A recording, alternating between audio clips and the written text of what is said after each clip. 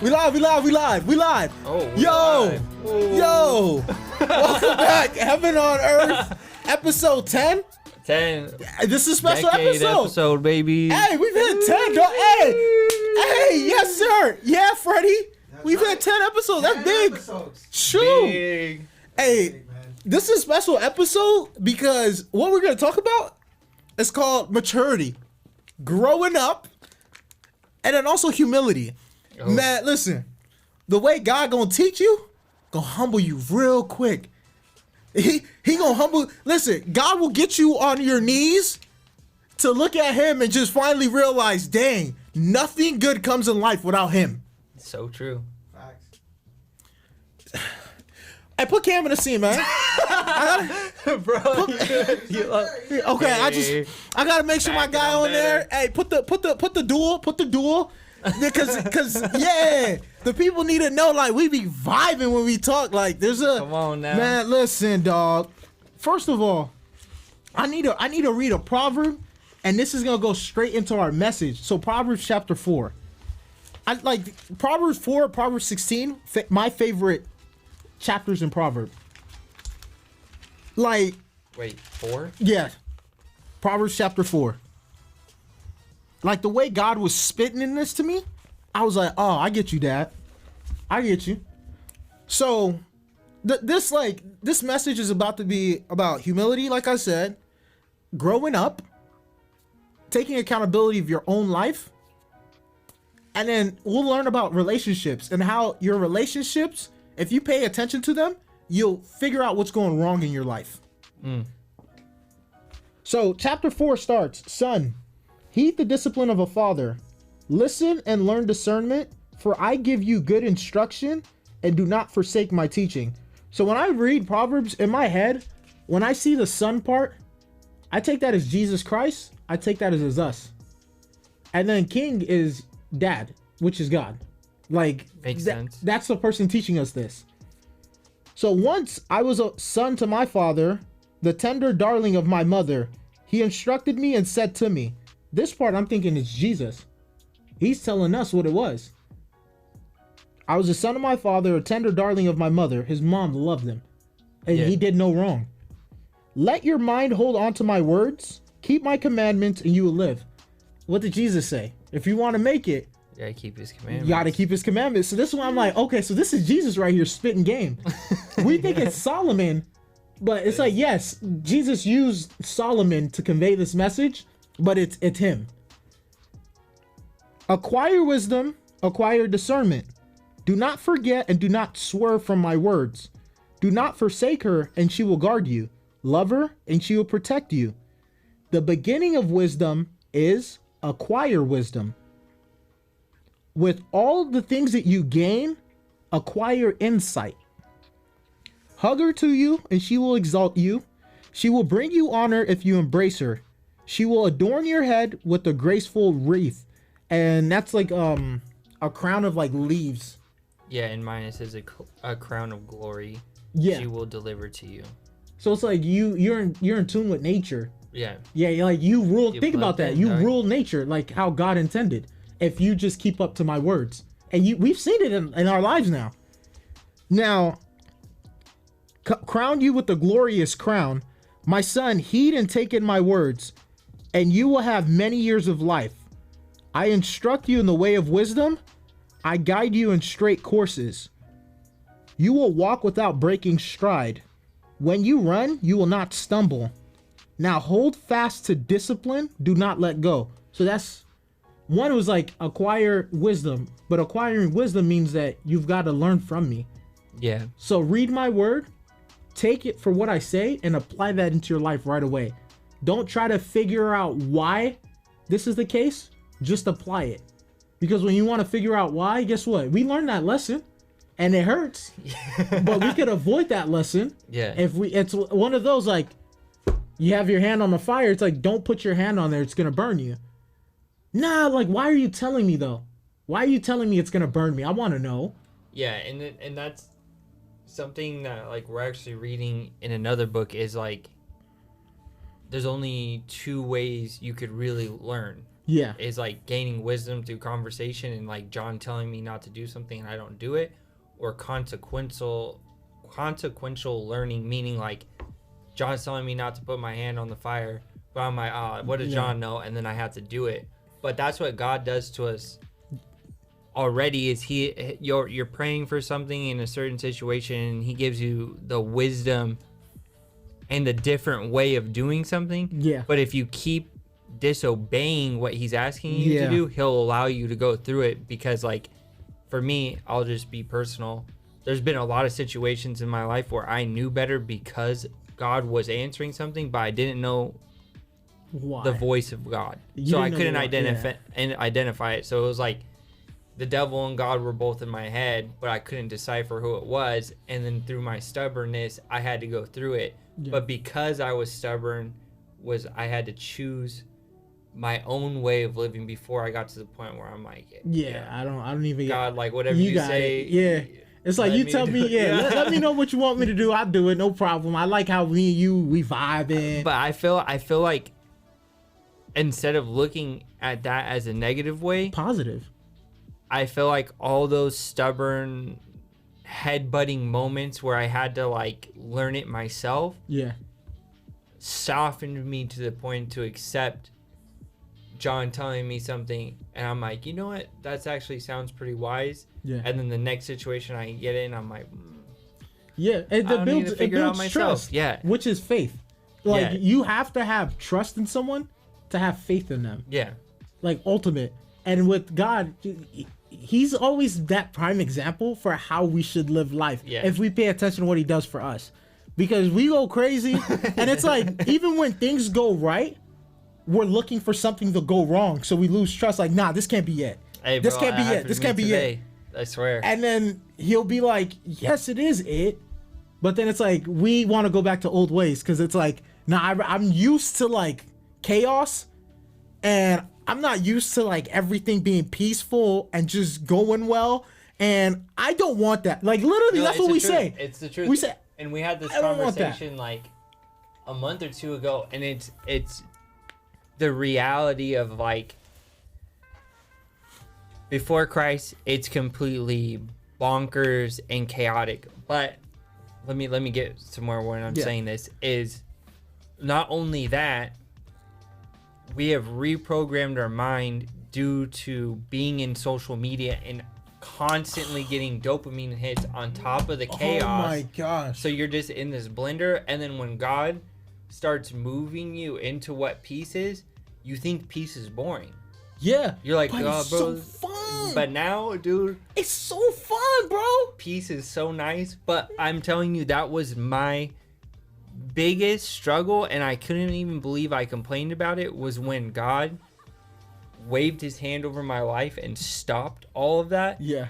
I literally was like, dude, life's boring, dog. Yeah. But then I had to be mature about it and realize like that peace he's giving you that's what he allows promised. me to recharge my batteries, so that way when I go out in the world, I'm not creating chaos. It's like a 100-time multiplier. Yeah. With that peace, because you're always energized. Yes. You're thinking. You're not worried. So you are exercising your creative mind. Yeah. There's just nothing but good things that come off of it. And when you said social media part, that's so true. That's why I told you like, yeah. Like, yeah, I'm done with that. Because I was like, it was a text. I forgot. It was like something about like I'm done with like this. I just see how bad it is. It's literally there's no positive part on it unless you are a business person. Literally it. Hey. If you're not business, get off of it. Hey, I'm telling you, bro, I've been literally preaching this for years, bro, because it don't make sense. Okay, it's not good. It's like it's not good. It's nothing but negativity. There's no positive in social media. There's none. Even the ones that you see them posting like all these nice. No, you're doing it for a reason. Yeah. If you want to spread positivity, do it in real life. Just do it in real life. Yeah. No need to post it online, because guess what? We don't know your life, but I promise you're not perfect. Well, so stop trying to act like it. And this is what I hate specifically about social media and how it's affecting our generations, and especially the generations under us, right? Is like, I'll go play basketball after work. Yeah. And you'll understand this too. Growing up, when we would play sports, and we're not boomers, so don't Yeah, be up in the comments, we yeah, boomers. yeah. This is only a couple years Yeah. ago, baby. But you would get done, and like I would go talk to you how the game went, this and Yeah. that, what do we need to do better, this Yeah. and that. Now when games end, everybody goes to their spot within the gym, Yeah, get on get the phone. some water, and they're on their phone, and then it's like there's no communication. But it's like I know you because I've seen you 15, 20 times in Yeah. the same spot, but I don't know you. Yeah, And like that's what I've been trying to explain to people is it's like social media gives you this shroud of like comfort. It's like growing up. That's exactly what It's you're like your saying. bubble. It's like you're so immature in who you are Yeah. that you think that when I go on my phone, I just vanish into this world where everybody knows me. And it's like, yeah, but It's so realistically, this is the world. Yeah. You're the world. Freddie's the world. Yeah. Freddie's family that we're meeting. Like that's what God is calling us to be a part of. And when I put down, and I thank God every day for bringing me to Oregon, because when I moved there yeah, from California to Oregon, the people that were living up there would roast me nonstop. You're on your phone. Why are you on your phone? Yeah. And I couldn't get it because in my head I'm like, dude, they're never on their phone. Yeah.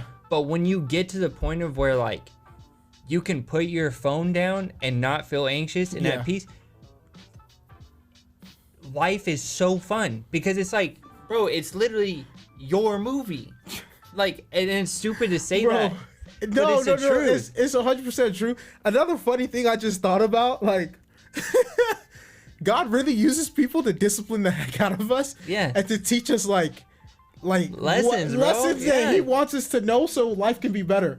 I'm putting it in the aspect of like, think about all the things that people will tell you, the common things. We don't want to accept it. Yeah. But it's like God, like, all right, I put this person in your life to teach you this. It's usually You don't the wanna annoying listen. person. Yeah. All right, cool. I put this person in your life to teach you the same lesson. All right, I'm hoping you're gonna pick up on this pattern because Yeah. we need to change this part so I can do good things with you. And then it's like, no, not yet. Then it's like, all right, let me get somebody that's gonna get to your heart and shatter it Yeah. so that you can finally understand. And the thing is like people misconstrue what you're saying into like, oh, how could God do that to you if He loves you? Because God He loves is you. literally doing that to you because He loves you. And this is where I think the podcast is gonna boom, is because what God is mimicking is accountability. Yeah. So what He's saying, right, is like your prayers are going up for specific things. Usually, let's just be real, it's God, I need help with this Selfish, situation. I need to grow in this area. I need your help here. I need your help B. I need your help D. Right? Yeah. So the accountability is God's gonna place situations. God answers prayers with situations. So Yeah. like what you were saying Yeah. is perfect. I'm never praying for it again, but I prayed for patience. So guess what? I prayed for patience. You're learning it. The situation came in where physical person should have been his name should have been I need patience, Yeah. because it was like every single thing, the being of that person Yeah. grinding my gears. But what it taught me over time, and this is a big thing, right? Is this goes back to putting down your phone. You and I were raised in an era of I was a Game Boy kid. Yeah. So from 5 years old till 19 years old, Yeah. at some point I had a machine in my hand that if I press this button, Yeah. it responds this way. I'm not gonna lie. Thank God I grew up how I did. One, traditional Nigerian. Yeah. And two, like a little, like not broke, but it was like we didn't spend money. And if we did, like for entertainment, no, they made sure there was a structure. Like I couldn't play video games Oh, bro. till I was, I think, like 19 without having a. You can't play. First of all, it was you can't play unless it's a holiday. Think about that. So I'm playing 8 times a year, 10 times a year. Bro, I'm telling Max. you, guy. Oh, shout out to Summer. I Thank was you, God. EA Sports in the game, I was, baby. Bro, I couldn't. Come on, dog. I'm talking about high school. Oh no, I'm hey, talking about high school. They had my Xbox in their room, bro. I'm telling you right now. I love it though. I was logging miles, baby. But I love it though. Yeah. Like, But let me get back to what I'm saying. my fault. It's like God had to teach me this to that specific person through training myself through a coping mechanism my entire life. Yeah. Because anytime this is why I feel my parents allowed me to use it so much, was anytime I would get overstimulated or aggravated of a situation, I would just like, and I'd be chill. Yeah. And I wouldn't like cause a scene. My parents could have a conversation, this and that. But then what it did in my mind, and I'm sure it did for a lot of people, you get accustomed to, I'm going to press this button, I'm going to get this response. But then when you start being an adult and you have to go out in the world, I could say this thing to John, but I'm so used to being like John just saying, yes, Cameron, whatever you want. Because like in the game, you're getting one response. And then John hits me with a sideways comment and then it just ruins my whole day. But then it's, God will put me specifically in those situations to learn that like, that's just who that person is. Yeah. And like the craziest thing was, it was like, and I even told this to this person, it was like, when I first met you, it was not it, but I love who you are now because I understand you. Yeah. And I accept you for who you are. And now I know why you're asking those questions. Yeah. It's not you're being irritating. It's your mind is so vast and you're so want to know the depths of everything. And now that I know that about you, I could appreciate you and have that conversation with you out of love. And that's where I'm still learning because like it's hard. It's hard doing that maturity step of like getting out of your parents' house, being on your own, and then it's like accountability was the only thing that kept me afloat. Because like, let's be real, when you get out on your own, the first thing you want to do is sit on your little chair and be, I'm king of the castle, I'm king of the castle. And you do that for 2 weeks, and then guess what? Your whole place is a mess. And it stinks, and you can't figure out why it stinks. And then it's like, you're like, oh, my mom's not going to come up in here and tell me how to live my life. And then you realize like a couple weeks later, you're like, dude, mom and dad had it figured out. They had a routine, and they were keeping themselves accountable to get it done. And that's what it takes is not only that in real life, but God is holding us accountable to our prayers, and then he's positioning us in situations to exercise that muscle before he elevates you and puts you into something that you've been praying about. Yeah. No, that's facts. Well, I can give you a long rant. No, bro. It's good. You're that just unlocked the level of you where you just broke down like another barrier of vulnerability. Yeah. And it's like, dang, this is also something that God just taught me and I need to apply. So now you're thinking back to like, okay, these are the lessons. This is a specific lesson he's teaching me because everyone needs to learn something different. Well, but at the end of the day, it's the overall arching concept of be humble and understand that I'm your maker. Yes. I'm the one who anything good that ever happens, I granted that. You cannot do it by yourself. Neither can anyone else do it by themselves. Only I grant that. So don't expect for any of that to happen to you. I will take care of you because I want you to realize and come to me so I can bestow upon you that. But if you don't come to me, you're never going to get any of that. And we've said this in previous podcasts before, but the disclaimer on what John is saying is don't come to Christianity expecting if I come to God, I'm gonna get all this stuff. No, you have to have the right heart, the right posture, the right mentality of literally humbly accepting that like it has nothing to do with me. Yeah. If not and then you're gonna get church hurt. You're gonna be like, oh, Christianity is a lie, and then you're gonna spread this nasty message about it. But if you do what John's saying, and I could speak on John's life because I know who John is when the cameras are off. He specifically takes time out of his day to hold himself accountable to God's word and then will study. And then not only does he study, but this is the crucial part, he applies. And so that for me is a huge encouragement, because like coming from my background into church, I came out of an environment of complete accountability, and you had to have integrity in your word, but it had nothing to do with the Bible. Yeah. So then entering into a church atmosphere, I'm hearing the message from the pastor, I'm reading the word, I'm lining it up to my actions, and like it's changing my life. And you could testify to that. 1000%. It's like when you start doing that, your life changes. And then it's like you start, oh well, I'm at church, like I need to make friends, and then you get involved in the young adults community, and then you get involved in the teens industry, and this and that, and now you're around a whole bunch of people your age, and they're hearing the same messages as you. Yeah. They're reading as much as you, because you could read all you want, and it won't change your life. But then you're not applying anything. You're not holding yourself accountable to the words that you're digesting and you're reading. And then your life's not changing, and then you're complaining that God's not doing anything in your life.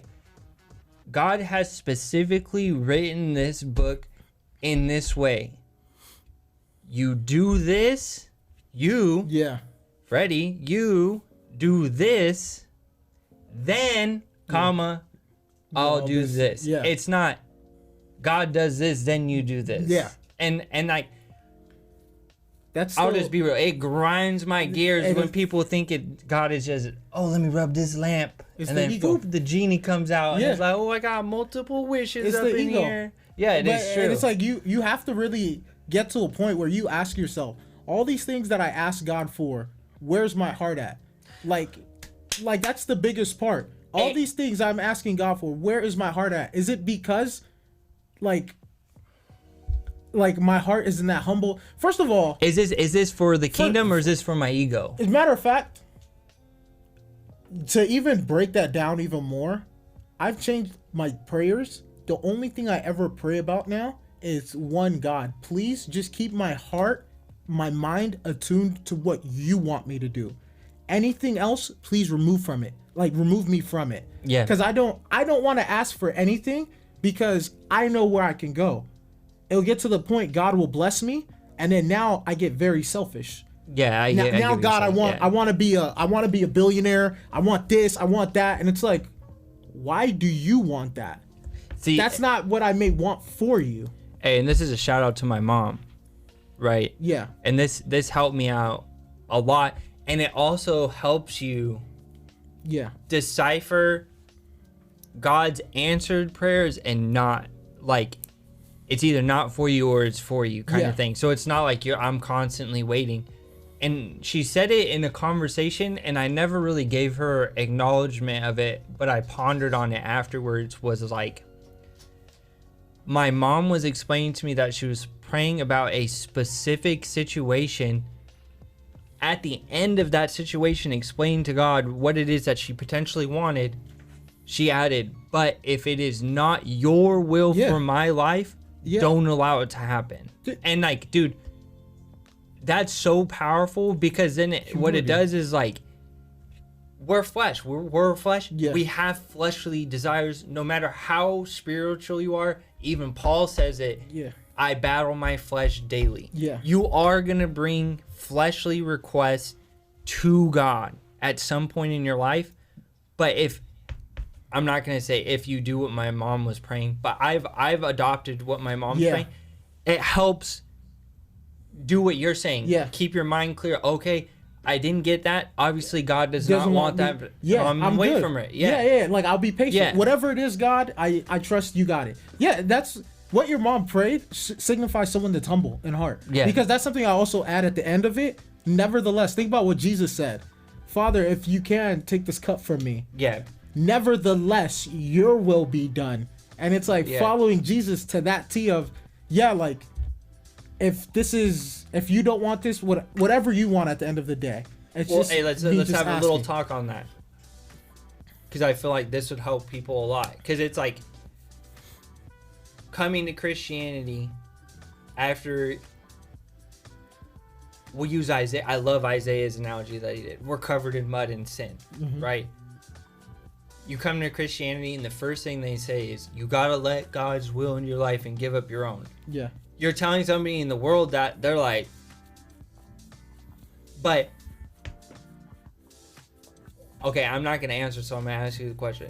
When you started giving up your will in your life, how did it feel, and how did God start taking over?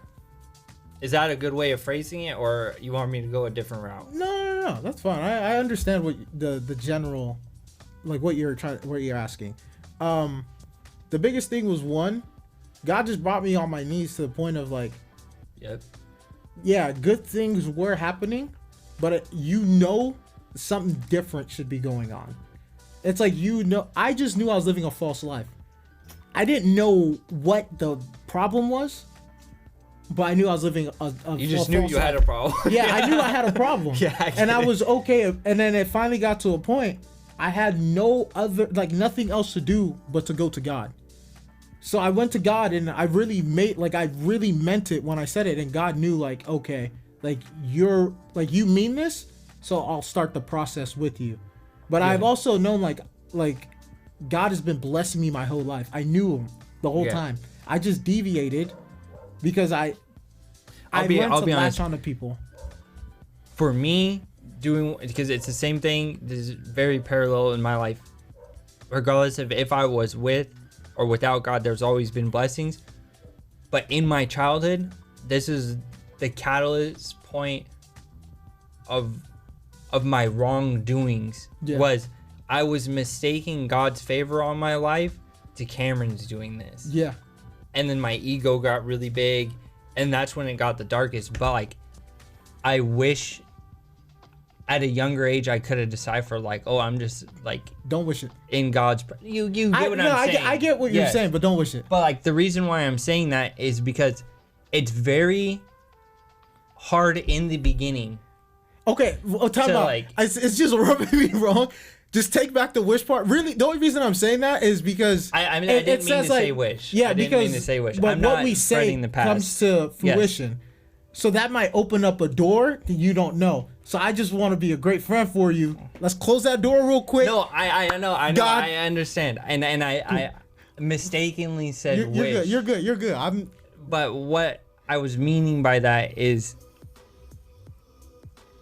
it would have been a blessing to learn it earlier. Yeah, and the reason why I brought it up is when it first starts happening in your life, at least for me, I went from not experiencing God's favor to experiencing God's favor. There's a really crucial part where you can't let your ego win and stay submitted. Yeah. That's all I was. Yeah, I get you. Because it builds. That's where you're building the habit. Yeah. That's when the devil comes. Like, oh, hey, John. Yeah. Yay. And I'll be so honest. Like, the one thing I did hard wish in the beginning. Like you're saying, the wish part, right? Yeah. If you could go back in time, but there's a reason. Nevertheless, it's God's will, and He wanted it at this time. People never boosted. I think that's what has actually helped me. But I got the other side of the spectrum where there was so much expectation of me, like expected from me. But I thank everyone for that, because everyone has taught me such a valuable lesson. And I shout out to my mom and grandma. Mom, just because with her, I grew up with her the longest. But grandma was the most like dynamic part of my childhood. But with mom, she taught me how to take care of myself and others at a young age. Yeah. Yeah, Freddie, make sure you clip this part, because I want to send this to my mom. Because this means a lot to me, like, to come to this realization. This is my first time really like saying this full scope. But at the time, I didn't understand what my mom was doing for me at such a young age, but we really don't. And it's tough because my mom knew the things to teach. However, you know how it says the father should be the one with the instruction. I didn't have a father figure. that wasn't her role, so she couldn't do that. So I got upset at her and put an expectation for her to be the dad and the mom. Yep. Which I'm so sorry that And happened. Yeah, I'm sorry that I did it, but now I'm coming to that realization. Like, I love my mom so much, and she's taught me so much because I didn't have that struggle. Like, crazy to say, I didn't have the struggle of when I moved out by myself, like cleaning up and organizing. Yep. Like, that was something I got from her because of all the chores I did as a kid. Yep. And it sucks though, my siblings didn't do it to the extent that I did. So I would be like, it's so funny talking about this, but like for junior college, before I play a game on Saturday, it could be like 7 a.m. The game, I need to be by the bus at like 11. And mind you, it's like an hour drive to go to school. Like, I'm driving to school. And it's like my mom was like, you're not leaving this house until you mop up that and clean up the house. And I'm like, Mom, I literally have to be at the bus at 11 a.m. You're not leaving this house until it's clean. I'm like, fam, I have 4 other siblings. They are all of age. They can do it. You're not leaving till you clean it up. I'm like, oh my gosh. So now I'm going crazy. Yeah, like trying to cleaning get it up. all done. And then people like look at my muscles and be like, dude, how you so swole? What all the lifting? No, it's the chores I was labor doing. my parents got on me for free, baby. But I was like, I'm so like thankful for that because it really like. So my problem with my relationships in the past is the fact I knew what to do, but I would rather tell somebody to do it for me. It's a superiority complex. I get what you're saying. So I would get in relationships expecting that my partner would do the things that I needed to take care of. So I wasn't being responsible and accountable. Yeah. So then it's like God just taught me with my past situation, like, no, like, you know the right things to do it. And don't worry about the rest of the other stuff. And it's coming to Christ, and this is part of that question, is now I've realized my immaturity and my childlikeness where I was at. Because I didn't want to come to responsibility, like to terms that I had to do these things and be consistent. Like this is good habits that I need to develop. Because now that I've come to that realization, this piece that we're talking about is so like, I love it because I'm doing all the right things. And I know, no, like don't get prideful. It's not you. It's God that's blessing you. That's helping you take care of these things. And then now we want to build on that and keep building on it. Get to a point that our habit is, like you said, study the word, continue my relationship with God, making sure that before I do anything big, even small, ask God, what do you want from me to do here? It was so crazy. I asked God on Sunday, what do you want from me? And as I was going to buying groceries, he was like, buy 2 flowers.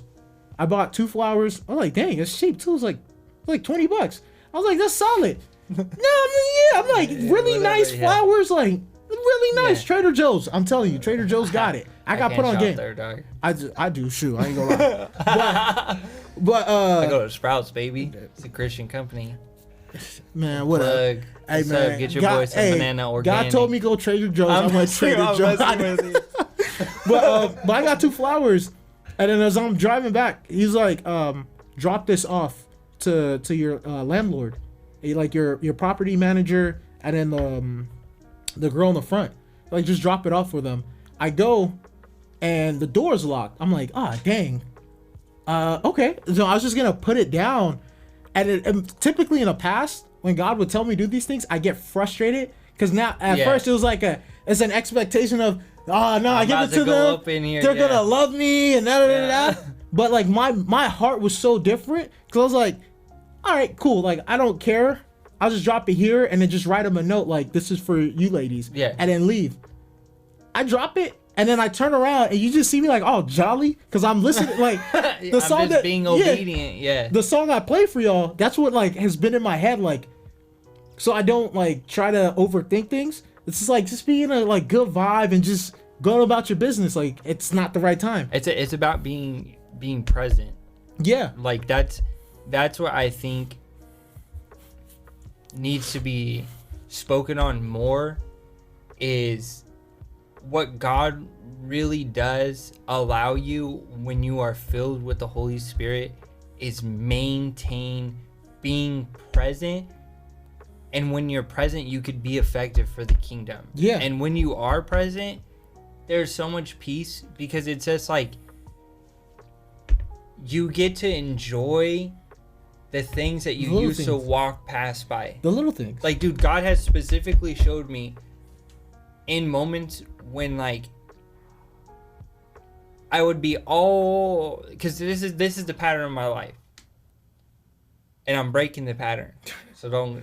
You good, bro. We breaking generation curses, baby. You good, bro. But what it is like, I'll walk with God. I'll go deeper with God, and things will be good, and He'll start answering the prayers that I'm praying.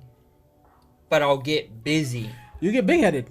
It's no. yeah. It's a ego. Like, yeah. Reason I'm saying it, you get big headed. You start thinking. It gets to a point like you forget the basics and what got you to where you're at. Correct. So then now it's like, oh man, I just got so much going on. I can't. And it's like, no, you got to humble yourself.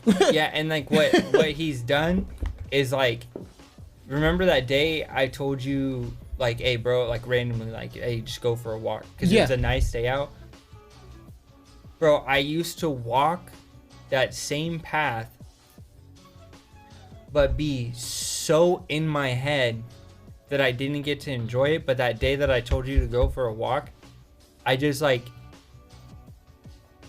enjoyed the present moment that I was in. Yeah. And bro, I was so happy when I got back, because I don't know what it is, and I don't think it's weird, but the older I get, the more I like birds for some reason. Because they're very, it's nature at its finest. Dude, that's like the most natural sound of nature other than waves. And dude, and it's like, I was just walking along that path, looking at everybody's plants that they had, like watching the birds, this and that. And like, bro, if 18-year-old me was looking at me, I'd be like, can't be lame, dog. Was you lame? Nah, but like, dude, it's so peaceful because like I wasn't thinking about work. I wasn't thinking about the bills I have to pay. Yeah. And like all this kind of stuff. And what it really boils down to is when you allow God to work in your life and you start experiencing peace, it's not that you don't have bills, you don't have responsibilities and stuff like that. You just start understanding and trusting that if I'm doing what God is telling me to do in His word that He's written for me, and I'm applying it in my life, what do I got to worry about? You don't. That's it, literally. What do I literally have to worry about? And God's proven it to me, even though I almost lost the hair that I had last week, bro. And John knows this. I had a hiccup moment at work, and I was ready to jump ship. Yeah. And I almost jumped ship before my miracle. But what that hiccup did, and this is what I was trying to get back to with like the trend in my life, is things will get really good, and then the busyness comes in, and I stop doing what I did to get to this point. Yeah. And then the chaos comes back in slowly, and then it starts like everything starts irritating me again. Then I'm like on my way home from work thinking about all the stuff I need to do. Lean on your own understanding. Yeah. And then God will get me to a point, and He's done it multiple times, where I'll be laying in bed like trying to go to sleep, and I literally have to get to this point every time and mean it genuinely. Is like, God, literally whatever you want me to do in this moment, I'm ready to do. And if you want to take everything away that I have going on, it's yours. Yeah. But like genuinely mean it. Yeah. That's when I get back on track. But what I'm trying to do now is like, I've had enough experiences like that. Yeah. Now it's and I'm just thinking from the viewpoint of God, it's time for me to trust. Yeah. Because He's shown me multiple times, and He's shown me the way it's supposed to be. So think about this. What are we to God? Yeah, we're His children, but what else are we? In the parable of the talents, who are those three? We're just servants. We're servants, right? Yeah. Do servants make demands, or do they get things done? Get things done, baby. So, what don't makes even start, bro? I still like what- praying to God. You ain't never gonna change that. yeah, but it's Okay. just so funny. Like, No. and I'm talking when I say these things. This is coming from like me thinking No, but about it's me. true. It's true. not me It's like true. telling It's people. true. Like this is me. true. But, like I'm talking to myself. Our prayers should literally be like, God, what do you want me to do? That's literally it. That's it. It's like, God, what do you want from me today? And then every once in a while, you can like, hey, This is I was- because he does say, and I'm not saying this as copium, but cast all your worries onto me. but if you have no worries, you really don't have much. But if you ever did, You just, and the thing Yeah. is, you don't have to ask because he says, I know your desires. I know what you want. Like Yeah. deep down, what's gonna satisfy you? I got you. Don't even worry about it. yeah. All you gotta do is just like ask me what I need, like you need to get done for today. I like doing that, and it's a fun prayer. I do it on my way to work, is like, because obviously I'm waking up, my day's starting. Yeah. I got a nice little drive to work. I actually enjoy it. Call me crazy, but I'll sit there like without my music on. It's just me, God, and my thoughts in the car. I'll literally start off driving and being like, Lord, what is it that you want me to do today? Fill me as a willing vessel with your Holy Spirit, with all the fruits of the Spirit and the full armor of God to accomplish anything that you want me to do. And some of those days, bro, after praying that, Yeah. are the most epic days Story I've days. ever had, bro, Those because are your it's like story days. you'll get so much done at work. Every conversation that you have with a client goes well. Yeah, But it's everything. like, I'm not trying to force it. but then you also know it's not you. Yeah. It's like Yeah. you'll catch yourself saying something, And then we'll text doing each other, something. God yeah. is good, Yeah, bro. I'll be like, I know that's not me. Yeah. Where did that come from? Dude, I love that. Hey, I'll call myself out. I'll be on the phone with the client, Yeah. and God will give me some wisdom, and I'll get done saying whatever I'm saying, and I'm realistically not even listening to what that person's saying because I'm so in awe. Like, bro, I had no idea what I just said, Yeah. but this guy is just nom nom nom nom nom eating it up. But I'm telling him the Yeah. truth because God's giving me the wisdom, and And- I'm just a vessel. But like, and you I know, know, too. Yeah. deep down, I did not know that. Yeah, bro. And it's like people could say something, and it's like they're not being direct, and you can give them that direct answer. Yeah. Where it's like, I know what you're asking. This is the answer. Yes. And then it's like, whoa, like, and the trust is there because they're People like, are how like, do you yeah. understand me? It's because God's doing the But, work, okay, bro. so think about what's going on in our lives and what we're learning. Then now think about our Lord's Prayer. Our Father who is in heaven, hallowed be your name. So first of all, God, yeah, you are so great. I understand like everything that has been created has been by you. Yeah. You have taken care of me even when I've been terrible. You're the one who bestows wisdom upon people. You're the one who bestows peace. You're the one who bestows riches, honor. You bestow all of those things.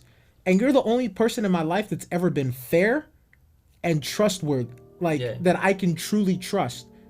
Because he's never done you He's wrong. never done you wrong. And he's so fair. Yeah. And like he's holy, like he's perfect. And it's like, okay, I depend on people. I've never really depended on myself. If you Yeah. do, you'll lose it very fast. Yeah. That's the fastest way God will humble you, when you think it's because of you. But like when you depend on other people to do what you should do, he's gonna also like humble you, like, no, you can take care of yourself. Yes. Just come to me. Let me help you with that. And that's all he's asking. Let me help you with all of these things. The world is so corrupt because of what Adam did that you can never figure it out yourself. I can only give that to you. And the special thing that I did here, I came on earth to live like you guys so that you see I understand your suffering. And I died to take away the suffering if you love me and say that I am Lord. Jesus is Christ. if you look to, I love that you said that too, because if you think about Jesus coming to earth as our example, he was all, and this is Jesus, bro, part of the Trinity. he is one with them, Yeah. would still spend multitudes or multiple times or elapsed periods of time in prayer seeking God's will for his life. And he's part of the Trinity. Yeah. Bro, and like he showed us what it meant you to have be to do it. a child of God. Like like that's the best part. Solomon taught us. Yeah. You go to Solomon, the words from Solomon, and Jesus as well. But Solomon taught us, like, this is knowledge. Yeah. Heed unto that. That's God. I want to say that's God's mind. And then he was like, okay, you think it's so hard. And yes, it is, because it's sin. However, again, if you come to me, I make this process very simple. As a matter of fact, let me show you. And let me not just show you, but let me go ahead and erase all of your wrongdoing with my death. If you just believe in me and trust me, that's all I ask you. If you believe and trust me, I'll erase all of your past, the sin. I'll take that all from you. That guilt, that shame, that burden I will off of take it off from you. Anxiety, worry. Then now I will give you what was promised in the beginning, which was peace and really getting to live in ignorance to sin. And this is where I also want to touch back on something that I love that you said, is that God is so holy. So even though he's shown us, even when we mess up, all that it takes is for us to acknowledge our wrongdoings, repent, and God comes back and he fixes the situation. And I love that, because if you look at any other religion, and this is like a shout out to my school, because my school made us do world religions. Yeah. No other God is like that. No. And that's what I think personally is the hardest thing for me to emulate that God does, is give that forgiveness and like allowing the person to have a second chance and stuff like that. That's something that I really struggle with. But what's been humbling me is understanding when you get to a point of maturity, like John was saying, like growing up, you realize how many opportunities you blew with Jesus and how many times he's the righteous person in this parable. Even though you've let him down 77 times, he will allow you, if your heart is genuine, the 78th time. Yeah. Without hesitation. And like, bro, I think about that all the time, and it's not, don't take it like I'm saying like if somebody's taking advantage of you, you just keep forgiving them. But it's when you have discernment in your situation and you can tell that that person is genuinely apologizing for their situation, you have to, especially as a Christian, allow them the opportunity to show you that they've changed. Because think about it, dude, God's done that for us so many times. Yeah. That what if God was like this? Like how I was a couple of years ago and probably still am now. You burn me, but not like a little bit. You like burn me on a good one. The next day, I would pretend like John didn't exist, but I'd be sitting right next to you. God's not like that, bro. Yeah, he is.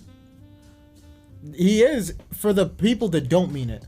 No, that's what I'm saying. Yeah. But like, the people that think they know better. Yeah, but like, well, I get what you're saying. Is if you're with the sincere I would have heart, no chance. Like that's where I was trying to get at. Is like, if God was like me, and I'm so glad that he's not, I would be burning in hell if I was God. I'd be like, oh, look at this guy. Game over. You know what I'm saying? But he's not like that. He's not. Yes, that's true. His heart is not in how our heart. He's not petty. Yeah, that's exactly what it is. He's a jealous God, but he's not petty. Yeah, but it makes sense. Yes, and it makes sense too, though. Yes, because if you have your own wife, and somebody was to do something to your wife, you would be jealous too, and you like it's warranted. You are, and that's how God it is with us. Yeah, and is, mind you, that's just like the beginning of Lord's Prayer, and this is what repentance is. Yeah. Our Lord's Prayer, where people now you got to make that 2 and 2. So one, it's admitting God knows everything. Go to Him for everything. That's one. Your kingdom come. Your will be done on earth as it is in heaven. So as it is in heaven, where it's perfect, Lord, may it also be here on earth. May it also be in my life. Yeah. Okay, thy will be done.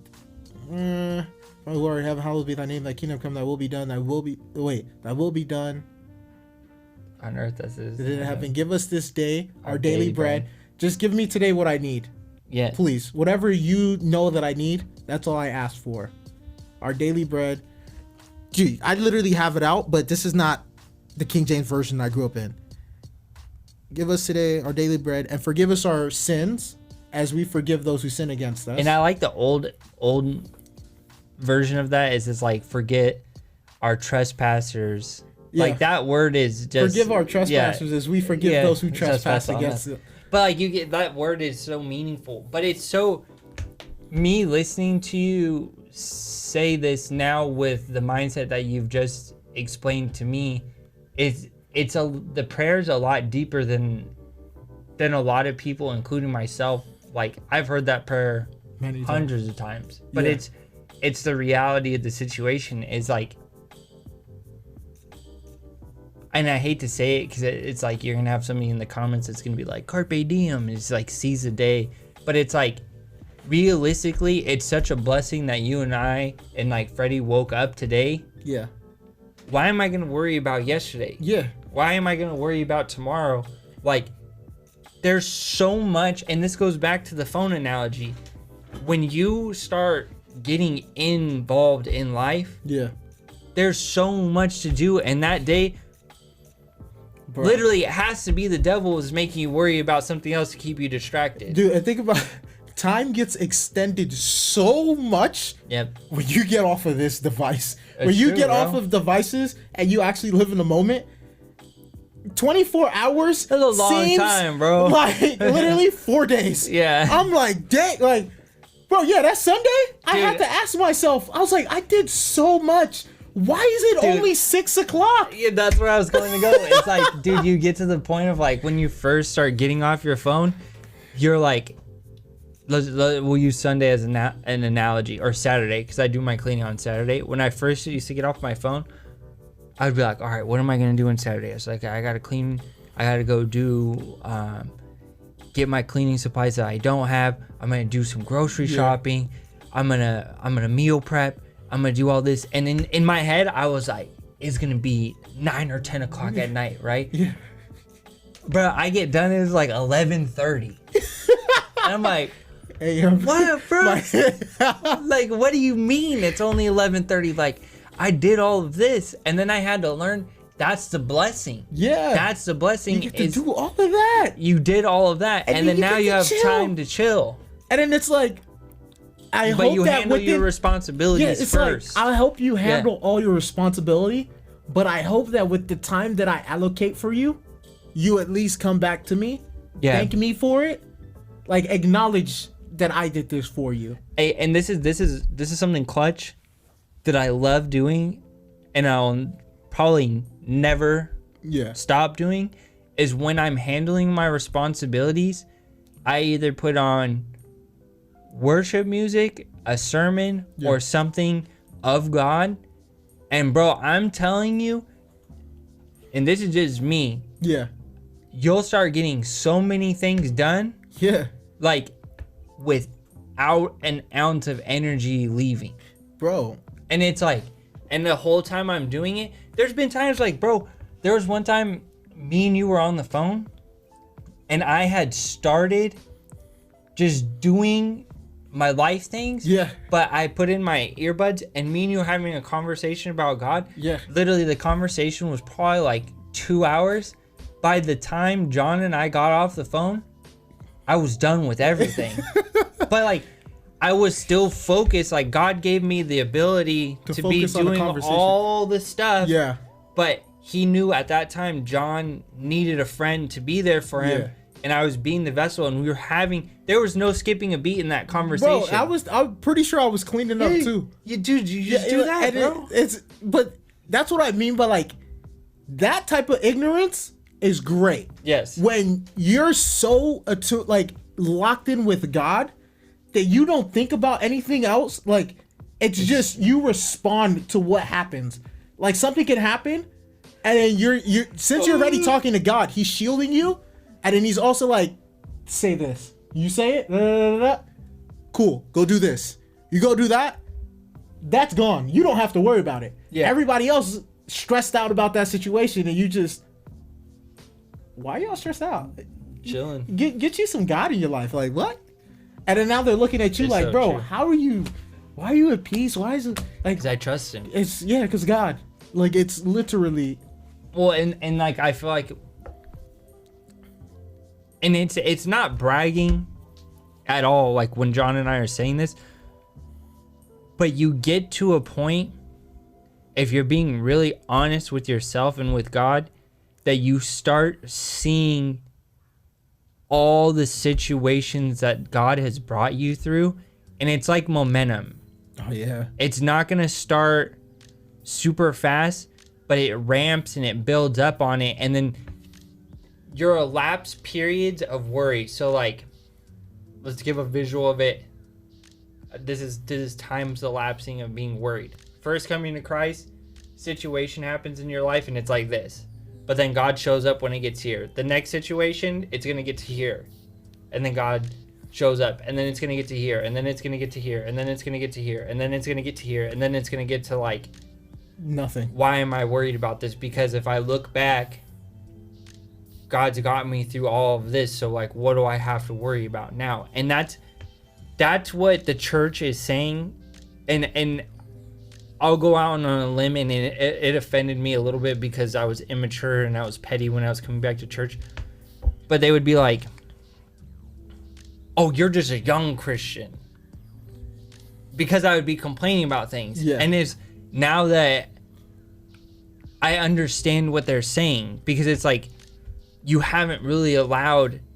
Okay, time is the key factor in anything, especially when it comes to Christianity, because you can't just like give your life to Christ and then ask God literally in that moment, change everything or I'm done. You have to allow the relationship to build. I won't say young. I don't like when they say that because it's off. They should say you're still an immature Christian. You're still learning maturity, because that's what it is. Because let's be honest, we know old Christians, if they want to call them that still don't have that in their life. Well, yeah, and I think that's correct. Yeah, and then they come, they say this. I've been that. I'm now in that phase of like, no, I get you, God. I will take care of my own life. And that's what He asked us to do. And this is something that like my mom and dad have ironed into my brother and I's mentality, is we are called to occupy the space in which God has placed us in. And the reason why my parents would say that is just because we're here doesn't mean, and it's gonna get ugly for a second, doesn't mean that like if I trust that God's created everything, including myself, and has a plan for me, I have to be doing something to occupying my time with my job, pursuing a path, helping my friends, being there for my family. He's not saying occupy your time and space by playing video games, sitting on the couch unemployed and receiving a check. No. That's not occupying your space, and that's not when blessings will happen in your life. No. When you start occupying your space, it means that you're handling your responsibilities, you're showing up to work. John's my supervisor. I'm doing a great job for John. John's not having to worry about me. All of a sudden, position opens up. John needs an assistant supervisor. God will give you the favor because John identifies, hey, this kid shows up every single day. He doesn't complain. He gets his job done.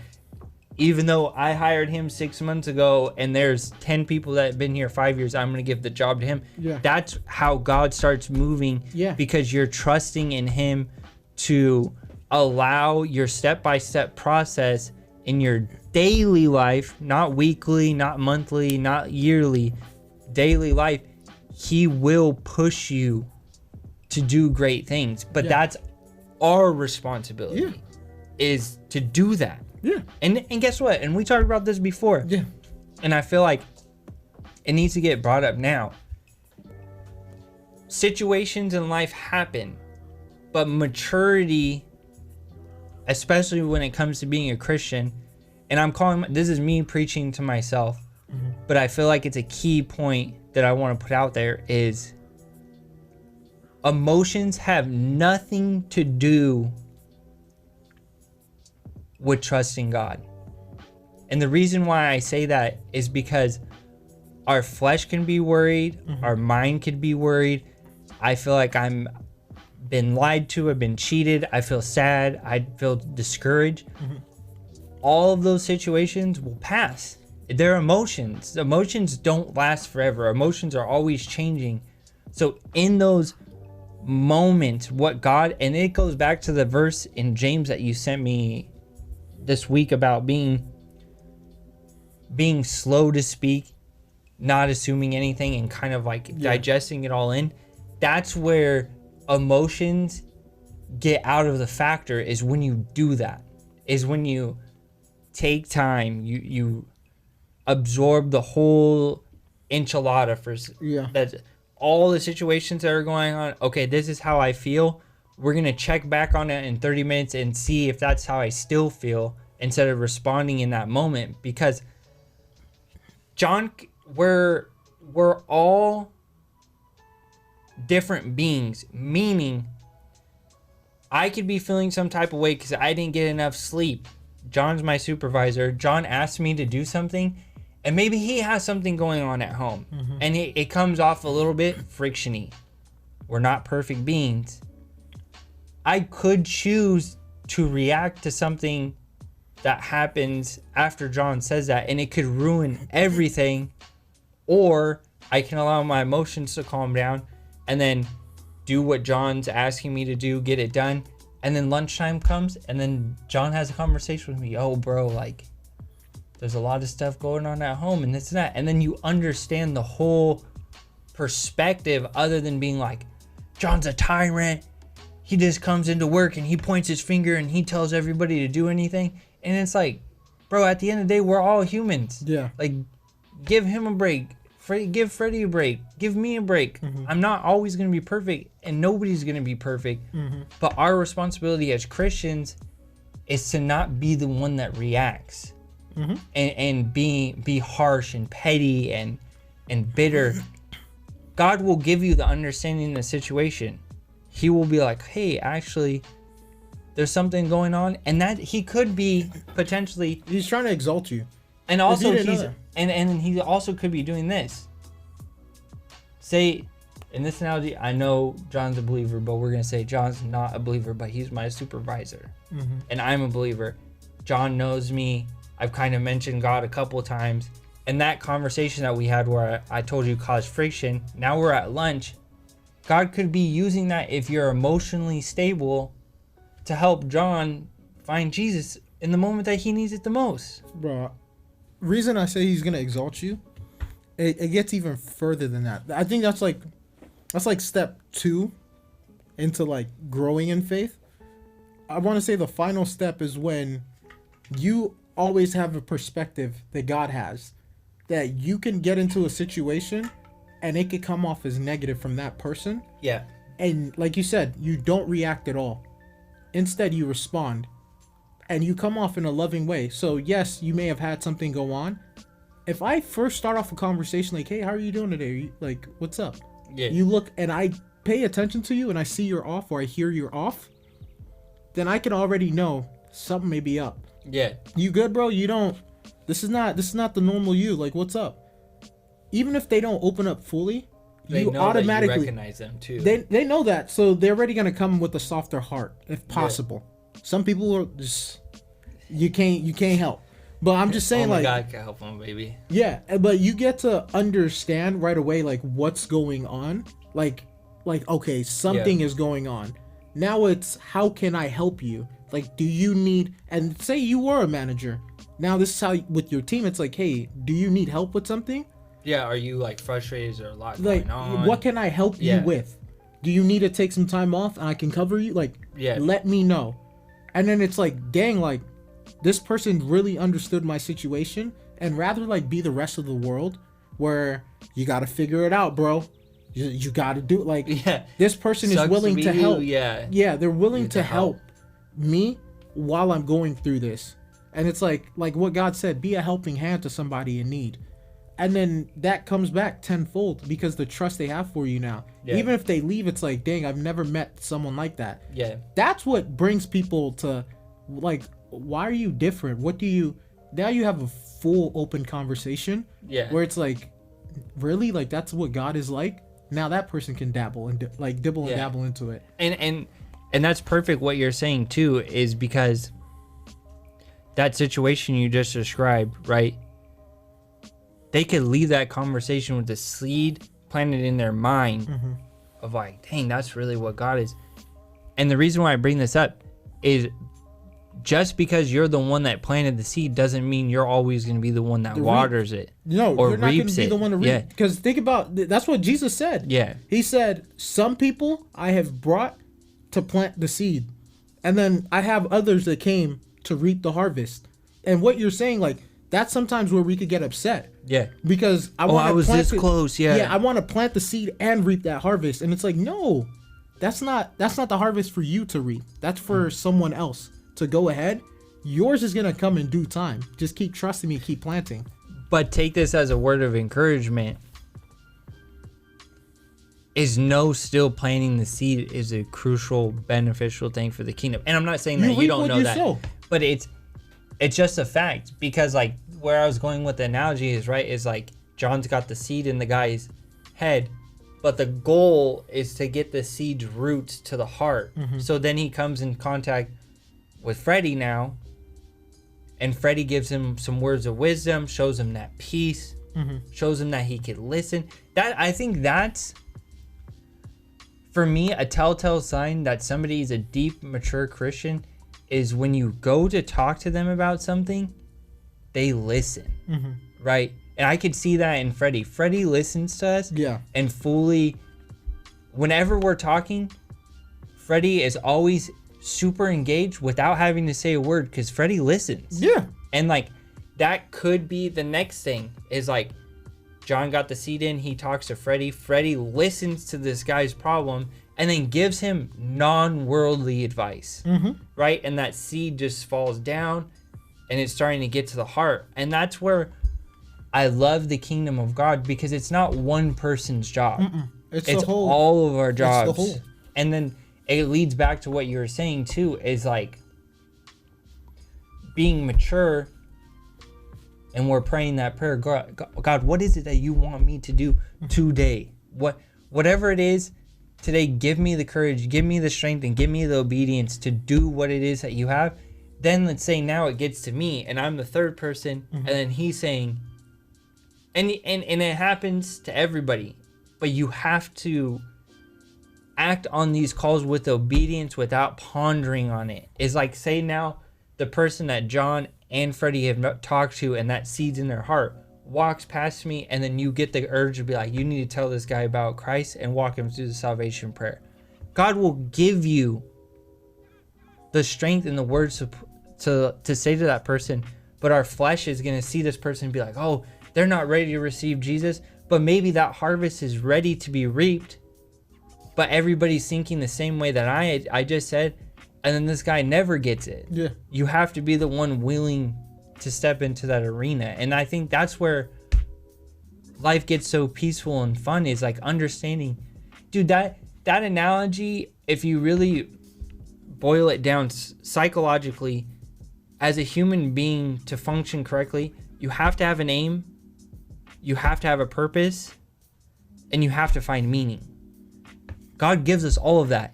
He gives us an aim, he gives us a purpose, and then he gives us a meaning, Yeah. and then he rebrands us and he remarks us. And the craziest thing is, in the world, I was always aiming at worldly things. I always had my purpose. Yeah. And then the last thing was like, I was trying to find my meaning.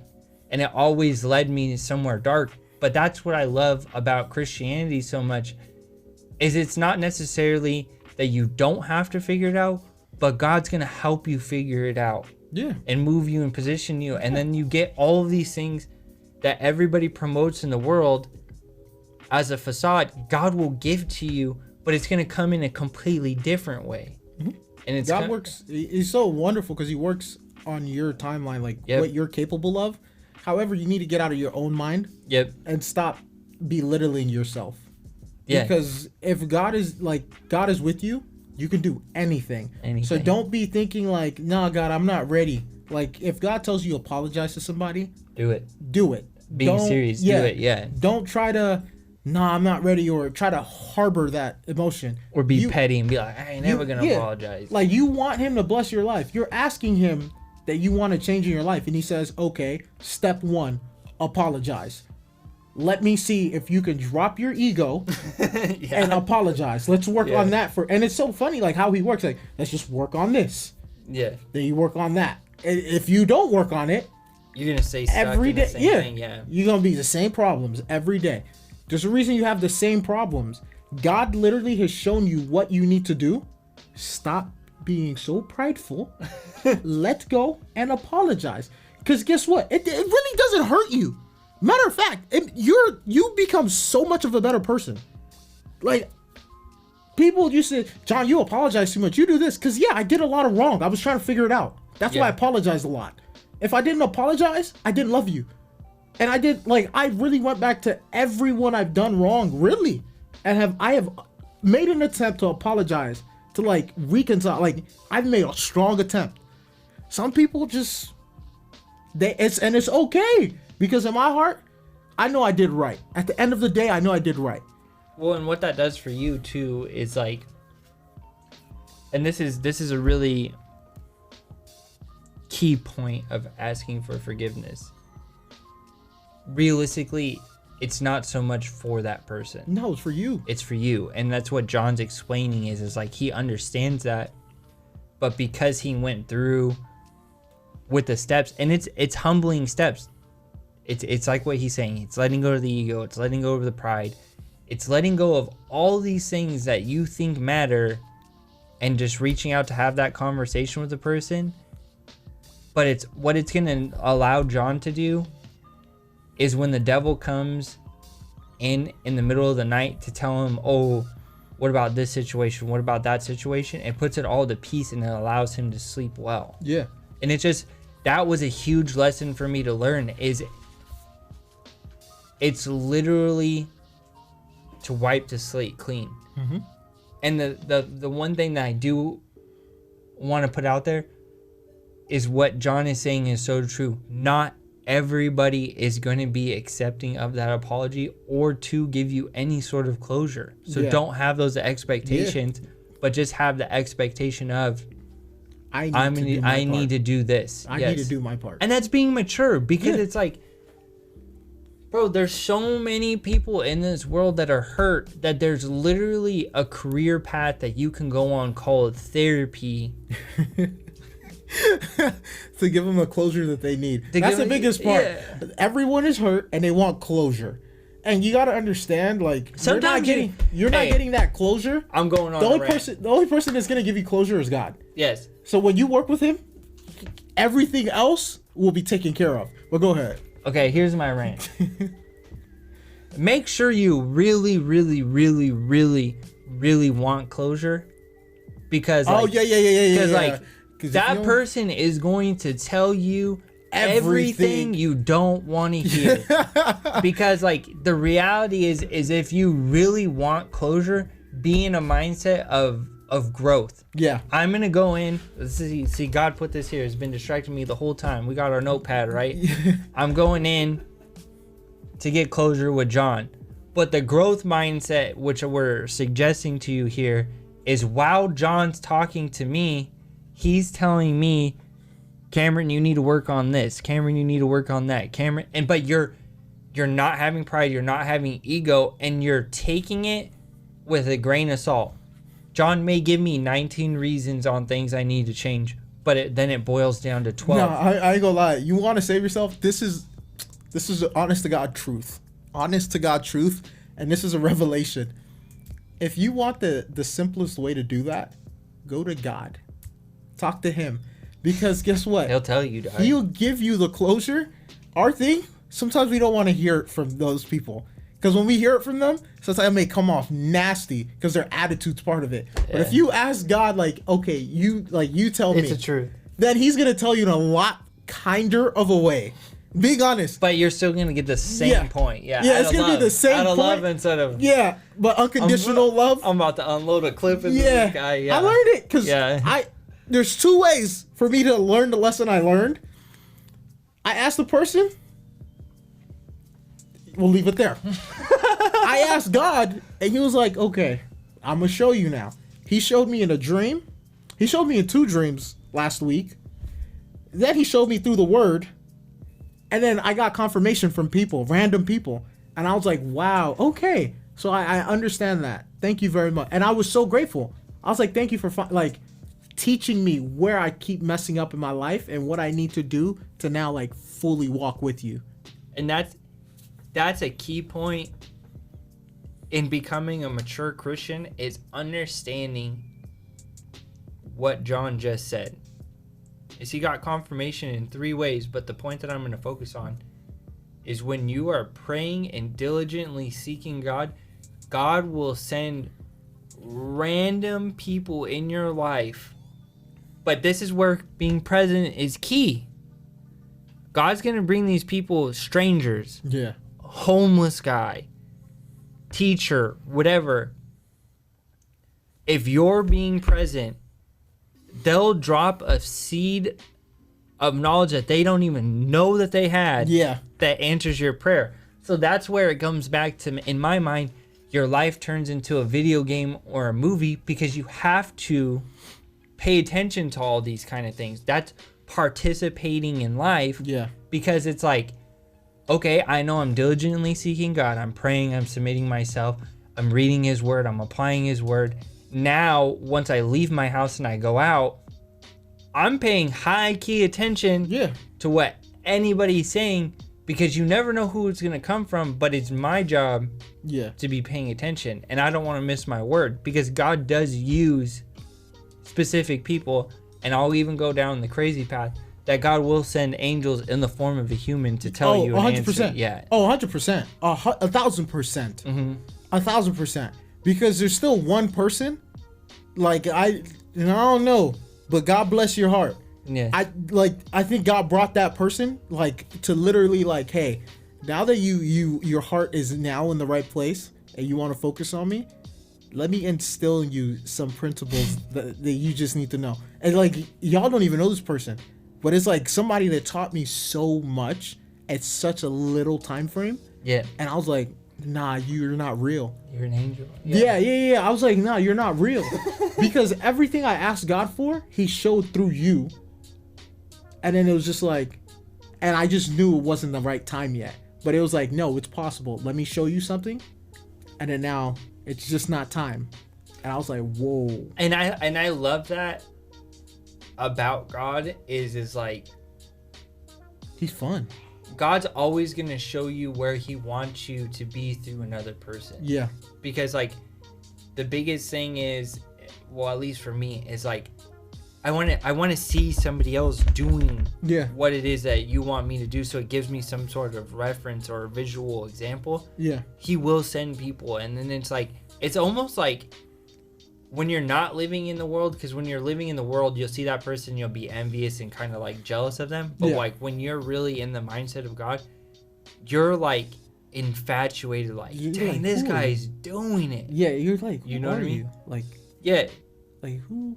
And you want to learn from them. And then, but being mature, you gain wisdom. Get to admire somebody, but you gain wisdom.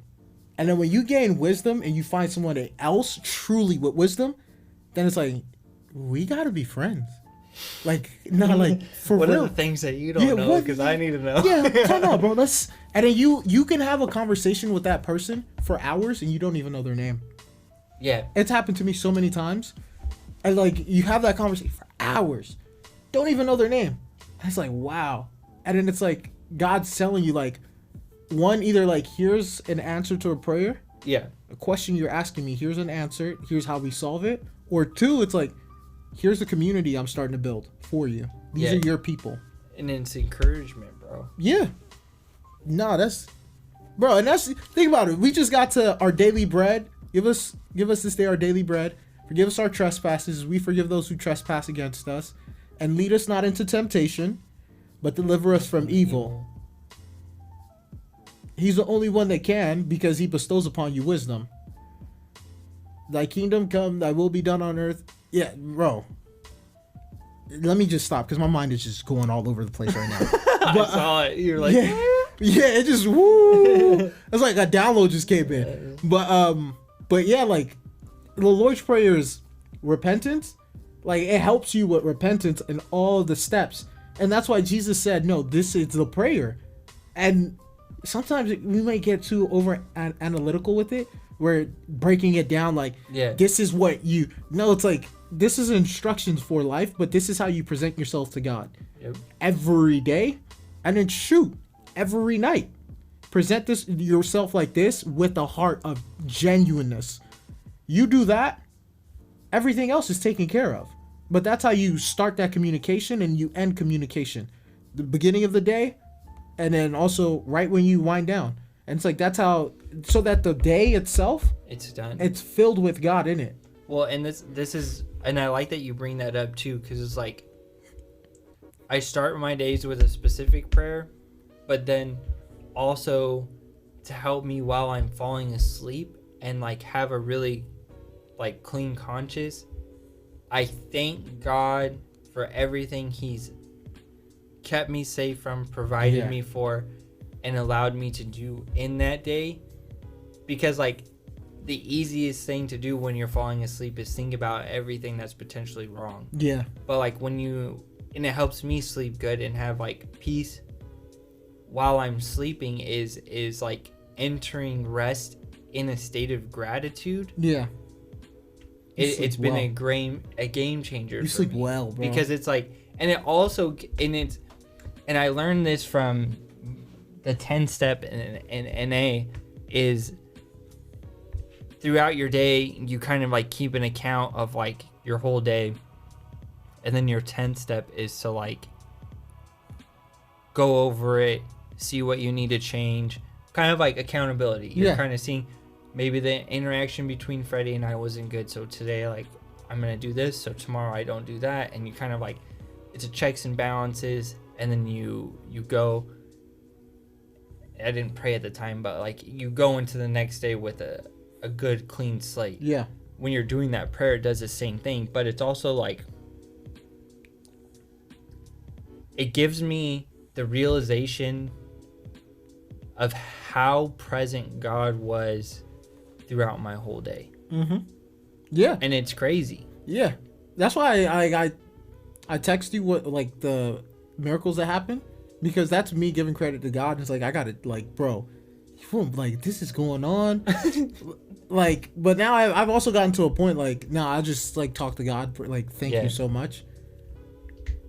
Now I'm over here like checking on you, because I really have prayers for you, for Freddie, for my family, and I'll just randomly like God will tell me like check in with this person. Yeah. And then just to hear like the great things happening, it's like, dang God, like thank you, like Doing it big. I'm so happy that you're helping this person. Well, dude, and I love that when that happens, it's like, okay, because for me, because I'm dumb, bro, and I'm not saying that to like beat myself up. It's just a reality of being a human. It's always easier for me to identify a miracle happening in somebody else's life than in my own life. So it's like, I get wholeheartedly what you're saying is like when I reached out to my mom, let's say today, we were talking about it before the podcast, she gave me a response, and in me reading that response, I was like, dang, God really is answering Yeah. prayers. Yeah. And it was like, yo, Yeah. you know what I mean? But like, I can tell he's answering prayers in my daily life, but it doesn't really, it matters, but I'm not as pumped up about it. But it's like, I know that I specifically prayed for this for my mom to happen. Yeah. And now it's happening, and it's just like, What? bro, I ain't never gonna stop praying. Like, It be like that. It's- And that's it's how you true. build. That's how you build trust with them. It's like heck yeah. it's those things like, all right, I'm gonna trust you. Hey, this is what I'm asking. Yeah. As humbly as I can. Like I'm Yeah. not trying to no selfish gain from this, but this is what I'm asking. Then it's like to just see him like, okay, boop, boop. And it's like, wait, what? Hey, but now what it does for me You're is not it worried. tightens up, and well, I'm not worried, but then it also tightens up my game, because it's like, dang, if God is answering my prayers, like I really need to be doing better. doing better, Yeah. because then it kind of like, and I know this is not from him, because like he doesn't do guilt or shame, but the reality is like, I might do God's grace is so much because I know that I'm not contributing to the relationship that I have with him as much as I should be, and yet he still does this. So remember what our thing was for last podcast when I broke down the two. Yeah. It's either you get it from keeping all the commandments, like being perfect, or you get it from grace. It's grace, baby. But you can't get it from commandments because we ourselves can't do it. Yeah. The only person that could do that is God. That's where grace comes into play, and that's why Jesus said, I didn't come to abolish the commandments, I came to complete it. Because I came to give you that grace, and I came to bestow upon me my spirit on you. I'll bestow that on you so that you can complete that, fulfill that, and you can live by the commandments. Because, bro, I, like, honestly, like, my life has really just snapped, like, to the point, like, I really am cutting down. Like, I've cut down on so much childish things. Oh, yeah. Like, now it's like, it's just like, be responsible, be accountable, do the right things, be consistent doing it. Don't treat evil with evil. Treat it with kindness. Don't look to get revenge. Just love. Yep. I got it. Don't worry about bills. Don't worry about none of that. I got you. Make sure you're up early in the morning. Make sure you're taking care of all your responsibilities. If you don't, like it says, That's a on slothful you, yeah. man has weeds around his garden. I don't want you to have that. So just take care of these things. It may seem hard because you're learning it. Just like how you have to learn how to walk and then run. That's Now what you you're get to the learning right point now. You don't even think about it. Yeah, and Yeah. I want to get you to that. So just be consistent, because the moment you stop, we got to restart the process. Yes, you do gain a better understanding, but it's not wisdom if you're not applying it. Yeah. So I need you at that. It's like, at what point will you fully just apply it? And I think that's why our key word for the year was consistency, because the knowledge is there now.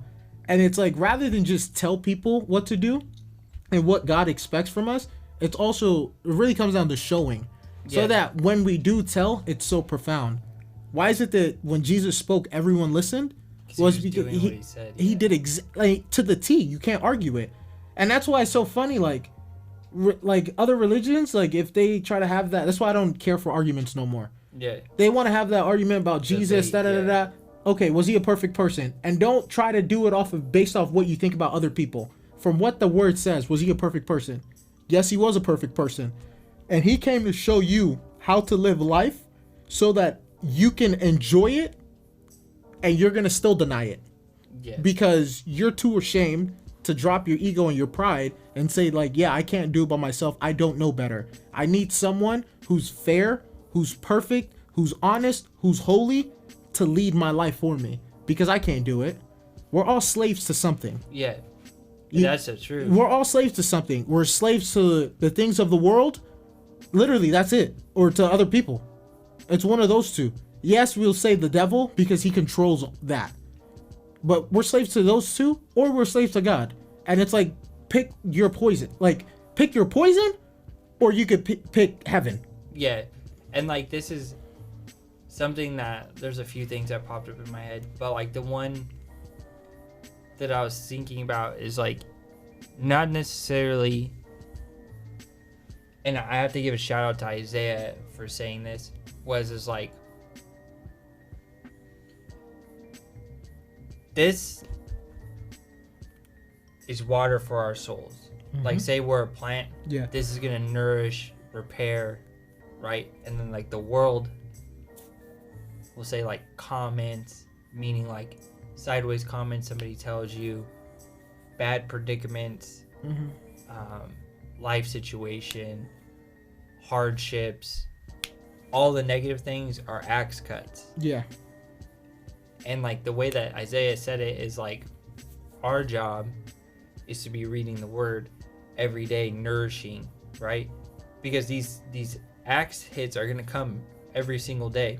But then it's like, if we're not nourishing and repairing, you can have a death by 1,000 cuts. It's not one huge laceration and we bleed out and hemorrhage, but we're not repairing ourselves, and these micro cuts get to the point of bursting. Yeah. And, like, I thought that was so profound when he said that, because it's true. Because it happened to me recently. I got busy. Yeah. And these day by day lacerations were stacking up to me to the point of where I had to, like, literally let it all go, because it was like, okay, my life's getting really stressful. I'm worrying again. I'm getting anxious and I'm getting irritated. Like, I know when those things are in my life, I am not walking in the will of God. I'm speaking for myself. Yeah. And I identified that, and then it was like, okay, what am I not doing anymore when I was experiencing peace, joy, love, the fruits of the Spirit? Yeah. The moment I got back to the basics, the laceration started to heal. And that's when I realized, like, dude, what he's saying is true. It's like, our job is to nourish our body daily. And it was like, remember when I was getting food like 2 weeks ago before the podcast, and you're like, bro, let the word feed you and, like, go on a fast. It's literally the truth. Like, this is more valuable than food. Yeah. And like, that's what I need to remember always moving forward, is that, like, no matter how good or how bad life gets, I need to be disciplined enough to submit myself to be getting that nourishment every day. The craziest part is God wants to use us. There's one parable and then an analogy I want to make from that parable, where God said, like, he's the vine, the vineyard, and we're the vine and he's the gardener. Yeah. So if we produce fruit, obviously he's going to want us to stay. Yeah. And then we also are able to feed and help others. You feel the significance, like you're doing something in your life. When you start doing the wrong thing, no one wants to be around. You're not feeding. The vine withers, withers, and then you lose out on favor. Now that you know that part, it made me think about it, like, okay, so yeah, like, we can be that tree, or God is the tree, and then we're a branch that grows fruit. People are going to come to that part. They're going to love it, and they need it because it's good for their soul, their body. That's why Proverbs says, when a wise man speak, it enriches the soul. Yeah. So water, like, it talks about nothing but growth with that. Whenever we start getting big-headed, thinking that it's because of us that all of this is happening, whatever it is, God takes that, like, the away. Favor of your life goes away. It's true. And then you're not feeding anybody. You can't even, you're not even nourished. Feed yourself. Yeah. And then now you're, like, dead, like, you're dying. And then it's like, God's like, just come to me. Now trust me. Follow what I tell you to do. Just do those things when I tell you to do it. You're good.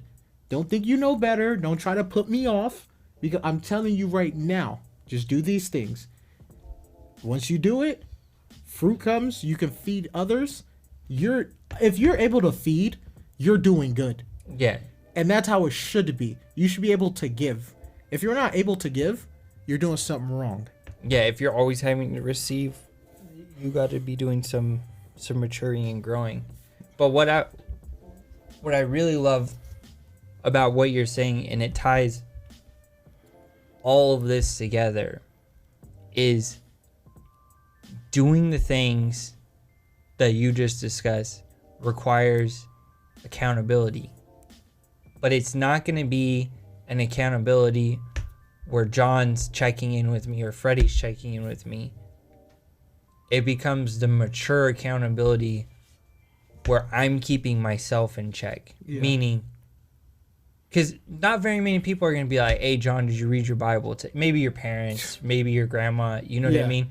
But anybody outside of that, they're not going to be checking up on you, being like, hey, Freddie, did you read your Bible today? You need to get to a point, and I'm speaking to myself when I say this, where it's like, it's 10 o'clock in the morning now. I realize I didn't read the Bible.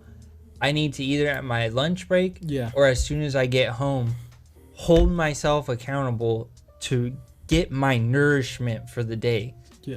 And then that comes with maturity.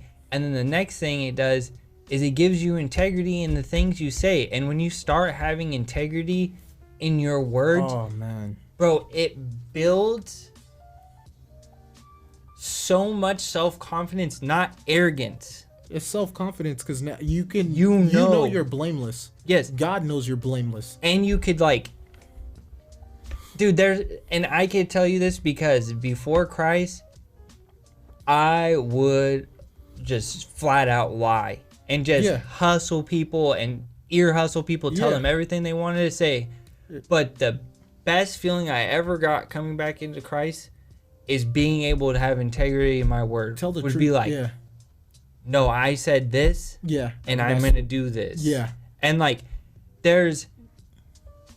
it's crazy to explain, but there's so much, and it's not pride and it's not ego. It's just confidence. It's confidence. Because just like doing the right things. That's integrity. Like you have to build on that though, and that's like that's the key part. Like that's what God wants us. That's a righteous man or woman. Think about that. Like someone that takes care of their life. And then it's not only that, but it's also like, think about it in this way. If I know you're an integral person, and then it's like, I'm going through something, I call you, but John tells me, and the reason why I know John has integrity is because John will either tell you yes or no. And it's not, and that's rare already. For somebody to tell you no right off the rip is rare. But like, he's letting you know, like, no, I'm not going to do it this time. But if he does say yes, John always shows up. Yeah. And so there's as a friend aspect, what that does to me is it allows me to know I have somebody I could rely on. And that's being a righteous man or woman, is letting your yeses be yes and your no's be no. Yeah. Because like, you got to think about everybody we're in contact with in our day-to-day life is not a Christian. Yeah. And when you start telling them or living the way that you're supposed to be living, they're going to know. Yeah, and it throws them off. But if you're telling them all this stuff about the Bible and this and that, and you're telling them yes and showing them no, it ain't going to fly. Yeah. You have to get to the point of where, and this is what I was trying to say probably like 15 minutes ago, the ultimate testimony of a Christian is his unspoken words to action. Yeah. Your testimony should be so on point with your actions that you never have to speak, and that person will ask you like you're saying. That's when you know you're living out God's purpose and will in your life, is when you have people coming up to you to ask you about it instead of you going to them. Yeah. Because like that's accountability, that's having integrity, that's being righteous, that's being humble and apologizing to somebody when you're wrong first. It's not showing up the next day being petty. You're still showing them love. Like, it's all of these things that compile into actually being a Christian. And then you get to explain to them, because they see you as well. You don't have to be perfect. You just have to keep trying. Hey, Freddie, I'm not gonna lie. Cam is so excited. I love it. I love when we could just bring up something, ask a question, say something, and it's like the whole room is just like just infatuated. Like, I love that though. I love the passion in it, and that's so facts. Like what you said, story of Joseph in the Bible. Yep. This man, he said God gave him the vision. He wanted to tell family. Yeah. The family hated, but that was God's plan. Perfect. Plans all emotion, just be faithful, trust me. Yeah. It got to the point Joseph was asked by Pharaoh. Yo, what dog, what does this mean? Think about it. You are a slave. No, not even on that. And Dude, you're king. a prisoner at the time, bro. You're a prisoner, a slave. And they're like, Both. hey, that Joseph guy, he said he could interpret Yeah, dreams. he said he got it. His God, like he told me something too. All right, well, bring him. And then he comes in. I'm slave and prisoner. Yes, sir. Well, this is this is what God said, and this is God's answer to it. Now he's like, dang. Now this guy is smart. Yeah. Whatever you got, I need that. Yeah. How about this? But that's why that Pharaoh was smart. He identified it. He identified right away. Oh, this one is favored. Why? Whoever It is that's he's favored. I need him in charge of everything. You could tell me I could just kick back, relax, and just tell him, and I just gotta take care of him. Hey, whatever you want, you got. You just handle it. That's all. Well, think about this. Then I have to say this. Think about that situation for you at work. Bro, that's just the truth, dog. If I'm Pharaoh, yeah, right, and I see this person handling all of it, but now I could kind of just do like this, yeah, and be like, let him handle it. That's what God's doing for you in your life, and I'm speaking that over you, bro. Not saying that like you were a prisoner and a slave, but like He's allowing that opportunity where somebody identified it in you, and it's just like, okay, we'll let him handle it. And then want to know what that does? Is it answers that guy's probably potential prayers of how could I get my team in shape. Is he's allowing you to be an example, but now he could go around and fine tune while using you instead of having to be example and boss. And then now it's like all this kind of stuff. It's just like, hey, well, John's doing this and this and this. And you get what I'm saying? Yeah. Like God's literally doing that for you in your life. I get to be a helper to someone that needs it. Yes. And the best part, like, no matter, that's why even in Proverbs it says, no matter where you're at, there's wealth that could be gained there. Mm-hmm. Because everyone needs help. And it's like, who can get this done? Who understands it at that level? And it's, how do you, one, you have to continue to show it. This, bro. Go ahead. To say this. You have to be like how John's being in the scenario. Meaning, once God gets you in the position of being a Joseph, you continue doing a Joseph level job. The problem is, and this happens at my work. Oh my God, I feel the Holy Spirit. Sorry. These Joseph people get promoted and then they just stop working because I made it to a position. Yeah. I know this knowledge. I know that anybody that I hire isn't going to know this knowledge. So now I'm going to be real fickle and hold this position against Pharaoh. And it's like, no, that's not the purpose. God promoted you so to assist this guy. Yeah. And it's like, when you're done with that, you're going to get put to the next level. And that's how he works. It's like, show me you can take care of this. Yes. Okay, you can take care of this. Faithful with now now I can give you more. Much. Yeah. Right? And it's like you're seeing it in my case in that aspect of like, all right, you've been faithful here. Let me give you a little bit more. Yep. And then now for me, it's like, all right, let me stay locked in. What do I need to work on consistently? Okay, work on this. Then I will learn the skill of this. I'm gonna get put in the next level wherever you need me, God, to either teach. God's always. I like this analogy, right? Mm-hmm. Is like, say we're growing the world's perfect flower for like a contest or a stage or a platform, right? Yeah. How do you do that? You micromanage its growth. Yeah. And you're taking care of it, you're feeding it, you're nurturing it. He's always gonna do that in a small place. Yeah. But he's getting you prepared for that stage. So in that dark moment where you feel like nobody sees you, nobody's acknowledging your efforts, nobody's paying attention to you. Nobody understands how you could help them do this job. What God's telling you to do is like, think of it as like a level of Pac-Man. Yeah. You got to get through this level before you go to the next one. There's no cheat code. And he just while this is where I told you this recently, but God changed my perspective on this. If they're not telling you anything, they're not on your case, they're not checking with you all the time. It's two things. It's favor. One, no, yes, that's the main one I want to talk about. One though can be, they're done with you. Yeah. Matter of fact, if they're done with you, you'll know because they're gonna micromanage, and you're not performing. Yeah. Now, when they're not bothering you or none of that, like you're saying, it's favor, and it's God telling you like, hey, I'm freeing you up from this oppressive type of thing because you've matured. I'm getting you to that level that you're good. They don't have to micromanage you. It's just me and you working. So it's a lot simpler, a lot stress-free. Because the thing that just happened recently was like, God was basically like, I seen it like, my team, I was like, okay, we need to get them back on track. You're doing a great job. Keep it up. Keep it up. And remember, just stay. You remember the dream I told you guys about? Yeah, the driving. There's the driving, there's the pier, and then there's the Joseph one. Why did this just come back today? Like, notice how it just circled back in today out of, like, this crazy.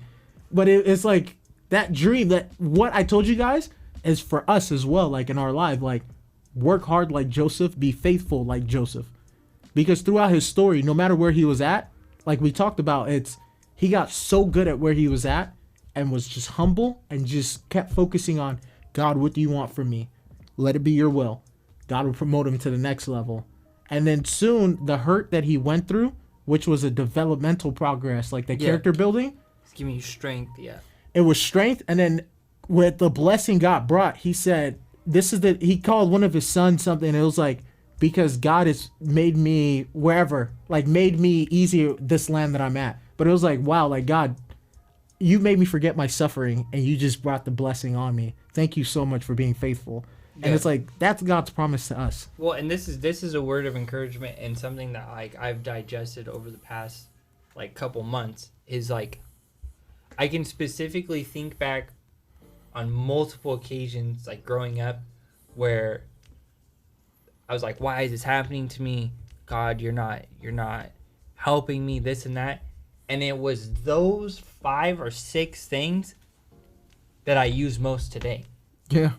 And it's like, that's where I'm going back to the time thing. A majority of the time, you have to give God time to reveal these things. Because it's like, in the moment, I couldn't understand it. And it was so oppressive. And it was so this and it was so that. And I was so done. And then it's like, now, I'm so grateful that I've had those moments. Yeah. Because, like, it's teaching me how to do it over here. Yeah. And, like, now that I have that mindset, hardships necessarily aren't hardships. It's more so, instead of like throwing my hand on my forehead like, oh God, why is this me? Why is this happening to me? It's like, okay, what are we, let's get down to the nitty gritty. Yeah, what are you trying to show me? Yeah. And what am I trying to learn in this situation? And how I need your help on how and what you want me to do. God, show me. And when you get to that point, dude, it's fun. It's fun, bro. It's a whole game. But keep going. No, but it's just the truth. And like, that's where I think being a Christian is of so much benefit, because you're not doing it on your own. Yeah. Like, that's the best part, but that's the hardest. You have the Creator with you. That's the hardest part for people to accept. That God is actually helping you. Yeah. Or like, it exists, but it's like, I've had it multiple times where I was in that mocking position saying that there wasn't a God, and he gave me evidence, bro. like, oh, bro, you said I'm not here. What's up? Like, you have to have that challenging conversation with him if that's where you're at. You just because have to God talk to him, will, yeah. He will reveal Himself to you. You- And then, dude, what why you're do you sa- want to do this by yourself, anyways? Like what you're saying is so true. Because of the hurt we've gone through in our lives, we built up a wall of vulnerability. Yeah, you Like- protect ourselves. And it's like God's just asking, like, hey, just for me, bring it down. Tell me what's going on. Let's Yeah. talk. Be sincere. And that's the best part. With him, it's like, no, I want you to pour out your heart. Like, admit, like, what's going on. Yeah. What do you need my help for? When you let him know that, he's going to show you. Yeah, And then, but it's for you to understand, hey, he's showing you, like, one, he hears you. And two, now change your ways so that we can live like this. So that you don't have to go through hardships. Situations happen. yeah, life happens. However, do you want God to protect you, or do you want to figure it out yourself? Because we all know what it like, where our life has been, trying to figure it out ourselves. It goes.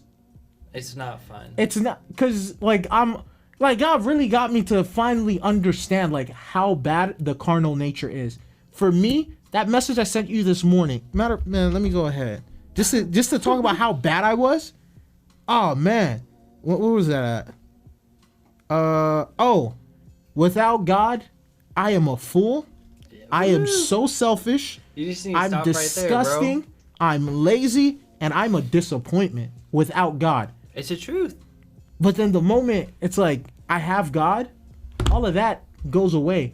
And the humility part is for me to understand, like I said earlier, oh no, all this good stuff, it's not me. No, that's God. That's God using me. Yeah, I give him that glory. If you appreciate who I am now and what's happening within us, that's God. Talk to him. You build your relationship with him as well. So we can continue this and I can talk. I want to hear the miracles happening in your life as well. and that's not what John's saying. Is not a cop out that you hear a lot about in church. You start showing up to church, and you could tell the difference, bro, when somebody actually means like, no, this is really God working through me. Yeah. Or falsely giving the glory to God just to say it. Yeah. And like that's what I appreciate about John is like you could genuinely tell his heart means that. As where like when you hear that, sometimes it could come off as cringy, but he's telling you the truth. And that's realistically what God is requiring us to do after being blessed is turn and give the glory to him. He's not blessing us. He's not bestowing his favor upon us. He's not giving us anointing on our head or over our words that we're saying to build us up. He's using you as a vessel to proclaim his name and his power. Yeah. Like that's literally our job here and nothing else. Yeah. I being a kingdom citizen, as we say, Yeah. literally that. If I'm a part of a kingdom, I'm a citizen in a kingdom, I have to oblige by the rules. Yeah. If I don't obey and they find out, I get kicked out. With God, you get found out right away. Yeah. So, okay, God, I want to be a part of your kingdom. You said do these things. Yes, sir. That's submission. I will do these things. Yeah. And then I also understand that, like, the things that are given to me, those are yours, first and foremost. And you're giving that to me as a gift. I don't deserve it, Yeah. but I thank you very much. And I will do my best to take care of what you've given me. So that if I ever have to give it back, I gave you more. Than what, and that's the talent story or the parable. It's literally that, like, you blessed me with these things, Lord. This is what I took. I did my best to take care of it. I did this, because we have to attell for what we've done with what he's given us. I mean, that's where I was getting, bro. And that's the truth. That's It's like part of it. So with accountability, the reality is that at some point in time, we're gonna die and go to heaven, and God is gonna hold us accountable to the things that we couldn't even hold ourselves accountable. Yeah. And when you get that in your mind, you start shaping up because you realize, and it's not so much a fear-based thing. No. And the reason why I want to do this is at the end of my life, when I die and go to heaven, and I show up there, instead of, I know I'm going to have a list, but instead of it being multiple pages long of the things that he's having me be accountable for the things I've said, I've thought, I've acted on, I've committed. Yeah. I want it to be short and concise, and then he says, my good and faithful servant, welcome home. Yeah. That's my goal. And like when you have that, when I have that mentality, what it does for me is it makes it easier to hold myself accountable because I have the aim, I have the goal, I have my purpose. Yeah. Is like, it's all lined out for me. So then holding myself accountable and making sure I'm having integrity in my words and my actions is a lot easier because I'm not doing it for no reason. I'm doing it for the reason of, I want this to be said. Yeah. And that's going to help me navigate in my life how I act and react and do all this. Because God's going to give you situations in your life, especially the devil. If you're saying these things out loud, yeah, the devil cannot read your mind. The devil only knows how to tempt you through past situations or things you've spoken on. Yeah. So it's like if you're out here saying this, and the reason why I'm saying it now is because I just said it, the devil's going to put you in a situation where it's going to compromise what you're saying. You have to have the discernment to be like, okay, even if this hit me really sideways right now, I ain't going to let him get one on me. Yeah. I'm going to respond in love, peace, joy, happiness, and go on about my day. That's the part of Job. That's where that's important. Yeah. Because the devil has access to the courts of heaven. So he still gets to talk to God. Remember the conversation God had with the devil? Oh man, have you seen my servant? So now the devil's like, oh, you think he's your servant? What if you do this? Is he still going to be your servant? And that's a test for us in life. Like, we have to go through the same test that Job went through. Joseph went through it. Yeah. And it's like, are you going to be faithful when there's nothing there? When you can't see anything, are you going to be faithful? Do you really trust that I got you? And I like that you brought that up because now when I find myself in situations like that, I think of the conversation that God had with Satan and his confidence in Job and why he was allowing Satan to do it.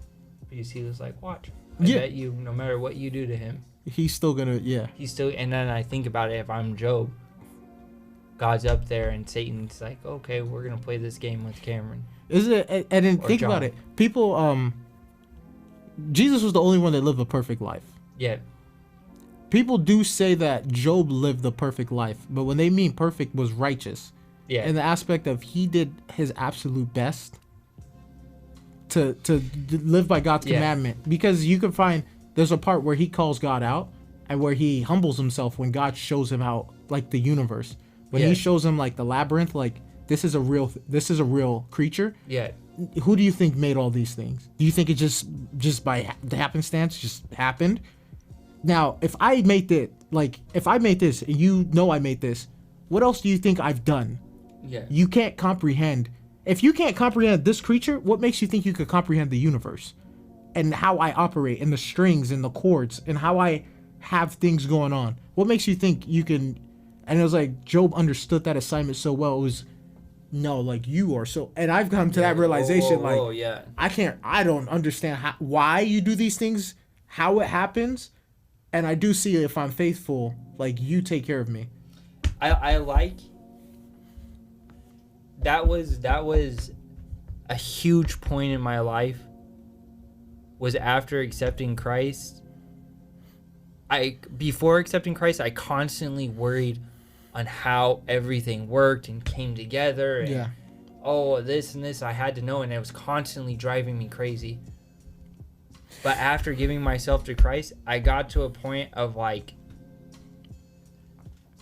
it doesn't even matter because I'm on the same team now of the person that did create it all. Yeah. It's not my responsibility to know all that, but the guy that I'm working for and the guy that I live for, and he's got that. Yeah. And dude, that's when all my anxiety drops. Yeah. And the things that you need to matter. know, he'll tell you, like literally, if it's like, hey, I put you here just to learn this. learn this, okay? That's all I need you to do.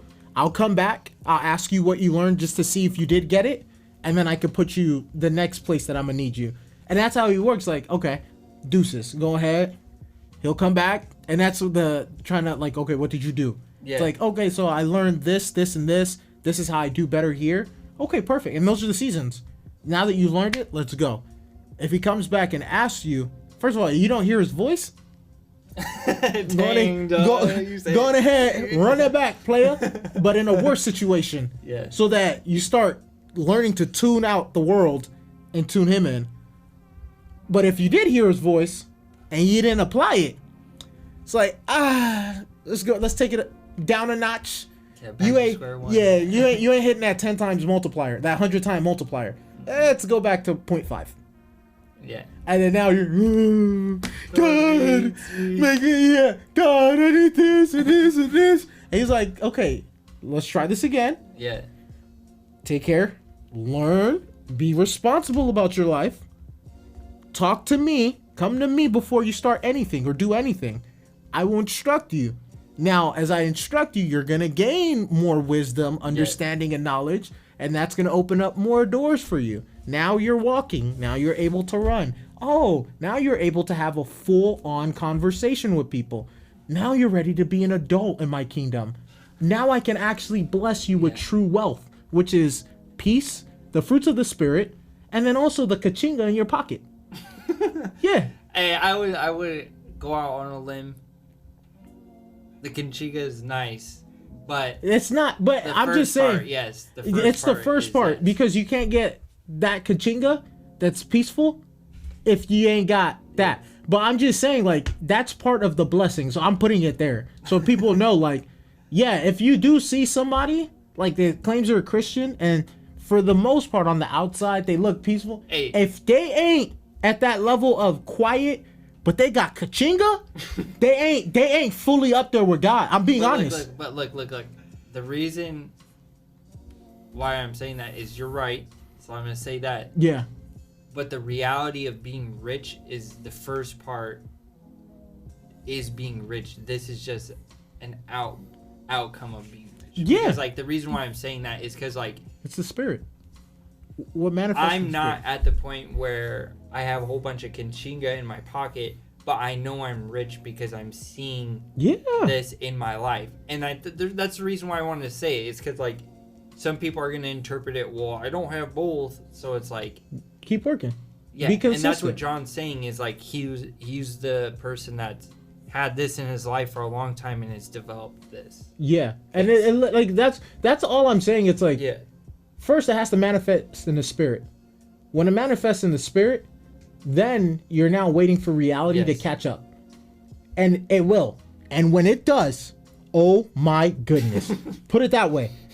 But I'm saying this in an aspect of like, yeah, people are still gonna wonder about that. It's Yeah. like, no, God takes care of everything, and it gets to a point that you are so unselfish. Like, for me, like God's really been blessing, but like I'm not looking to spend it on me or Yeah. any of that. It's like, no, God, what do you want me to use this for? That's what offering really is. The church will try to I'll be honest, they'll try to convince you and tell you like, oh, you know, donate this and that. No, God says I got people that can do that. Yeah. Now, in Proverbs it says your money should be used like for God's purpose. God's purpose, for example, for me, was the flowers that I gave the ladies on Sunday. Because I dropped it actually on the ground. I turned around walking back to my car. Office manager runs out. She's like, oh my gosh, is this for us? And I was like, yeah, you ladies deserve it. And I really meant that because they do such a great job. And like I walk by all the time, say what's up, kind-hearted. But it's like how many people appreciate them for all the work that they do. They got a hard job, bro. And think about it. They can feel so discouraged because they're dealing with all these things. But to have just at least one person just come out like, no, I truly just appreciate you guys. I don't want nothing. I just want to say thank you. And then just leave. That re-energizes people. Yeah. That's that light, that spark back. And I did it for her, left. The next day, I went on a walk and I was just like, bro, I was in the zone. Like me and God we were, woo! And I'm leaving to start my, like the walk around big old neighborhood.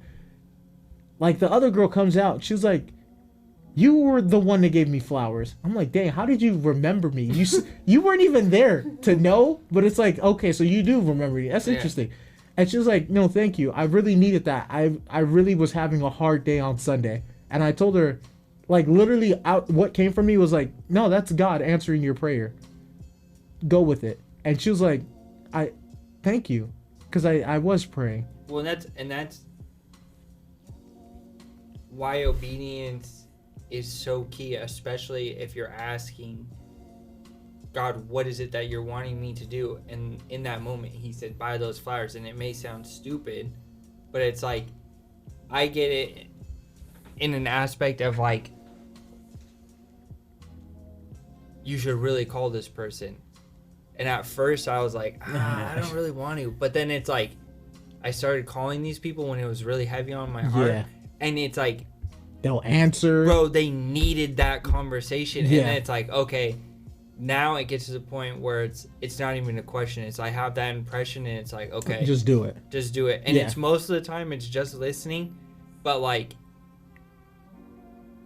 if that's the thing that he wants me to do, that's the thing he wants me to do. And then I'm fine with it. Yeah. And it's like, that's where the ego dies. Like, it's like, okay, oh, cool. That's all you want? Cool. That's why I told you, like, when I dropped that flower, I know past me would have wanted to just, like, I just want to wait for the attention to be like, look at how good I am.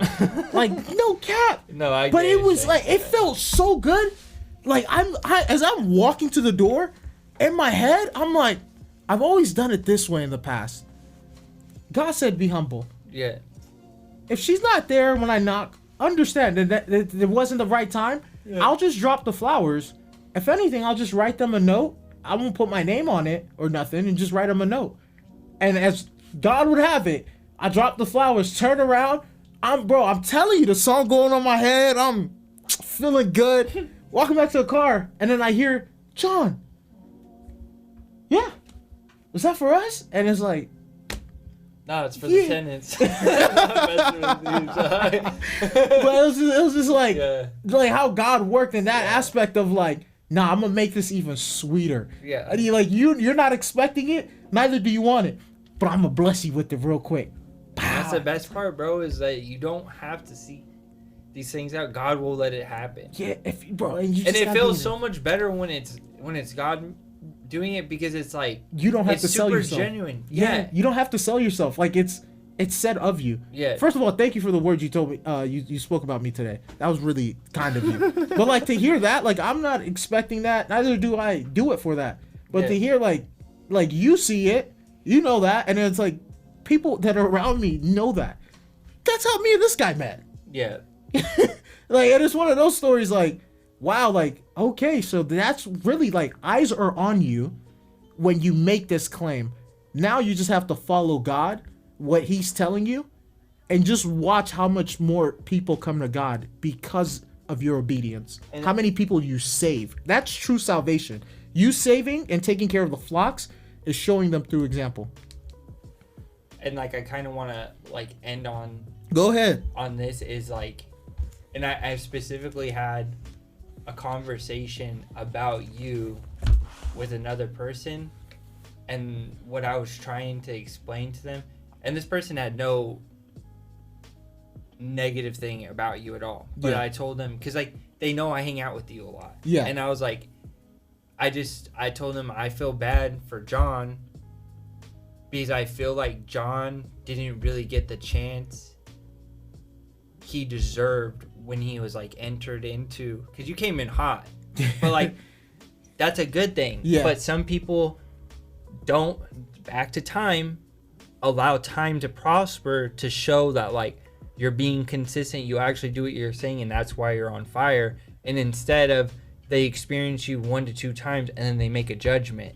And then once in the human mind, when you make a judgment, you put up a wall of anything else that person could show you because you think you know.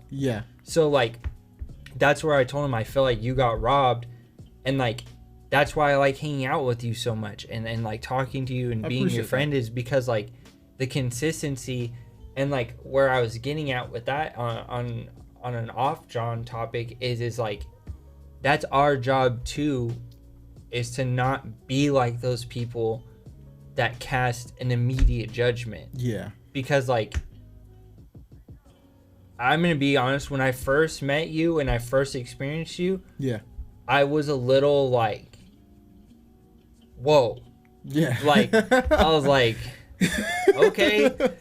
And like, I didn't really talk to you at first. And then it was like, but then I started watching your actions without you knowing that I was watching your actions. And I was like, dang, this is what this guy says. And then what he does adds up. So I know that he has character. And then that's like when our friendship started to develop. But like, a lot of people were like, because jealousy, envy, everything comes into play, and like being the person that you are, a lot of people want to be that person. So when they're not, they want to throw stones. They're the first person to throw stones, and like that's when I was like, that's why I vouched for you, and I was like, dude, I really don't think that like people gave him the chance that he deserves, because and that's where John and I have been trying to talk to you about. Like, church isn't perfect. It's everybody's dealing with something. Yeah, it's literally another institution. This one tries their hardest to focus on God. Yeah, but it's another institution, people, like bro. School. Yeah, it's like filled with people. That's all you have to say. And the worst part is the mob mentality always wins initially. Yeah, and then in the long run, then it breaks up. Then they see their wrongs. Then they start. Hopefully. Well, it's funny because now with like me, right? Yeah. In this situation, I wasn't as vocal, like, when I came into the group, but I was very specific. Like, if somebody was having a conversation with me, I would just tell them the truth. Yeah. And like, that rubs people the wrong way as well. But then it's like, now months have gone by, and it's like, I've seen people, like, the light bulb went off. Yeah. And it's like, yeah, but like, you can't take back how you treated me for the past 6 months. I'll forgive. You get what I'm saying? No, I get you. Yeah, but like, I'll forgive you, but like, because they need it. That's where like I had to learn is like, some people just aren't ready for it. Yeah, and you know what I mean? Literally, our job again is to be that light. If they're not ready for it, I've learned I'm not gonna kill myself trying to force you to be ready for it. That's God's job. That's not my job. He knows what's gonna happen. My job was just to show you what a true follower of Christ is like. That's my job. And I think that the reality of it is like, we're very young for all of this kind of stuff. So it's like a lot of people, especially like, you got to think somebody's been a Christian longer than we've been alive. You know what I mean? But that doesn't mean anything. Yeah. The reality is the quality of relationship that you're actually spending with the Creator. Yeah. And the only thing I'll correct before we end is when you said like missing out on time and then catching up. That's a great first step. Yeah. The second step is get yourself that you're so responsible you don't miss on time. Yeah. So that if you know that you're gonna leave the house at this time, I'll wake up a little bit earlier to make sure I spend time. And spend time, I don't like when people think it's like, oh, 5 minutes is good. No, it's like meaningful No, time. Yeah, it's meaningful time. Because if you wanted to have a meaningful conversation with someone that can answer everything for you, 5 minutes is all you're gonna take? Yeah. Come on, that's bro. Showing you like, that you think that you know best. Yeah, like you're BSing yourself. Yeah. You're playing, at this point, you're trying to play the lottery. Like, God, I'm gonna give you a bunch of prayers. Hopefully one of them hit. Like, here's my numbers. Yeah. Here's the numbers. Like, did I hit? At least I got the Powerball. I got the mini blessing. I got the mini blessing. And it's like, God's telling you, like, bro, like, all you need to do is spend time with me. Let me fill you with all the things you'll need for the day. And you're good. Like, man. Dude, that's facts. Because then you're equipped to handle the outside life that happens. Because, like, I like this analogy. Is like, we've talked about cleaning our house, and I love it because it's like, your home. Okay, this is for people getting ready to live on their own or live on their own. Mm-hmm. Your home is your safe haven. So it's like, having it clean, organized, and everything, it gives you a place of peace that's surrounded by chaos. So what John just said is, if you have that structure set up where everything's organized, everything's cleaned, everything's maintained, you have peace, a shelter of peace, and then it's giving you time to feed yourself and nourish yourself in the morning. So when you leave, that's your only place of complete peace, especially if you live on your own, because as soon as you get home, nobody could piss you off. But then it's like, as soon as you leave that door, you enter in chaos, because life happening is just chaos. It's a bunch of randomness. So it's like, you got to be blessed up and like go out into that world of chaos to be a light. Yeah, it just depends. Like, if God is your charger, do you want to charge your phone to 40% before you go out of the day, or you want to have that sucker fully charged? Matter of fact, optimized charging. I got my extra battery. Boy, you got cellular connection all over the world. You're not missing. And I mean, there's no type of lag. You get the answer before a question is asked. Like, you already got it. Like, you good. Like, you want that, or do you want, again, 30% lower power mode? Dang, I gotta put it on airplane mode now. I can't get any more messages. I can't get no more messages because I don't know what my thing's gonna be on. What do you really want? But that's how you gotta see life. Like, God is the beginning of the song I played. What was the first thing Buddy said? He said, I just charged my energy. I have no time for enemies. When you recharge yourself, bro, you are such a spirit of like, because you're not petty. You're not annoyed. You're so good. You're so comfortable. You're so at peace. You can analyze. You can think. Creativity is flowing, and it's like you're good. Like you're not worried. But don't charge yourself with God. Go ahead. Keep living life without God. See where that puts you. Keep living life without God. See where that puts you. What I will do, and this is my commitment with myself and God, is I'm going to live my life with God. Do my best to just stay at it. Because if you've never seen somebody that's done it, I want to be that example. And it's like, dang, like, it's like that, baby. This is so sad to say. I want to be, it's so bad to say, but I want to be an example for people that don't want to believe in Christ, and when they have to atone and talk to him, he could bring me up and say, do you not think anybody was like that? You remember John? Yeah, and he will send examples to those people. You remember John? That's what's happening. That's one person to stay faithful. That's what the Bible shows us, the people that stay faithful. You see this person? He stayed faithful. I'm telling you that story so you have that wisdom. Do these things. Take care of these things.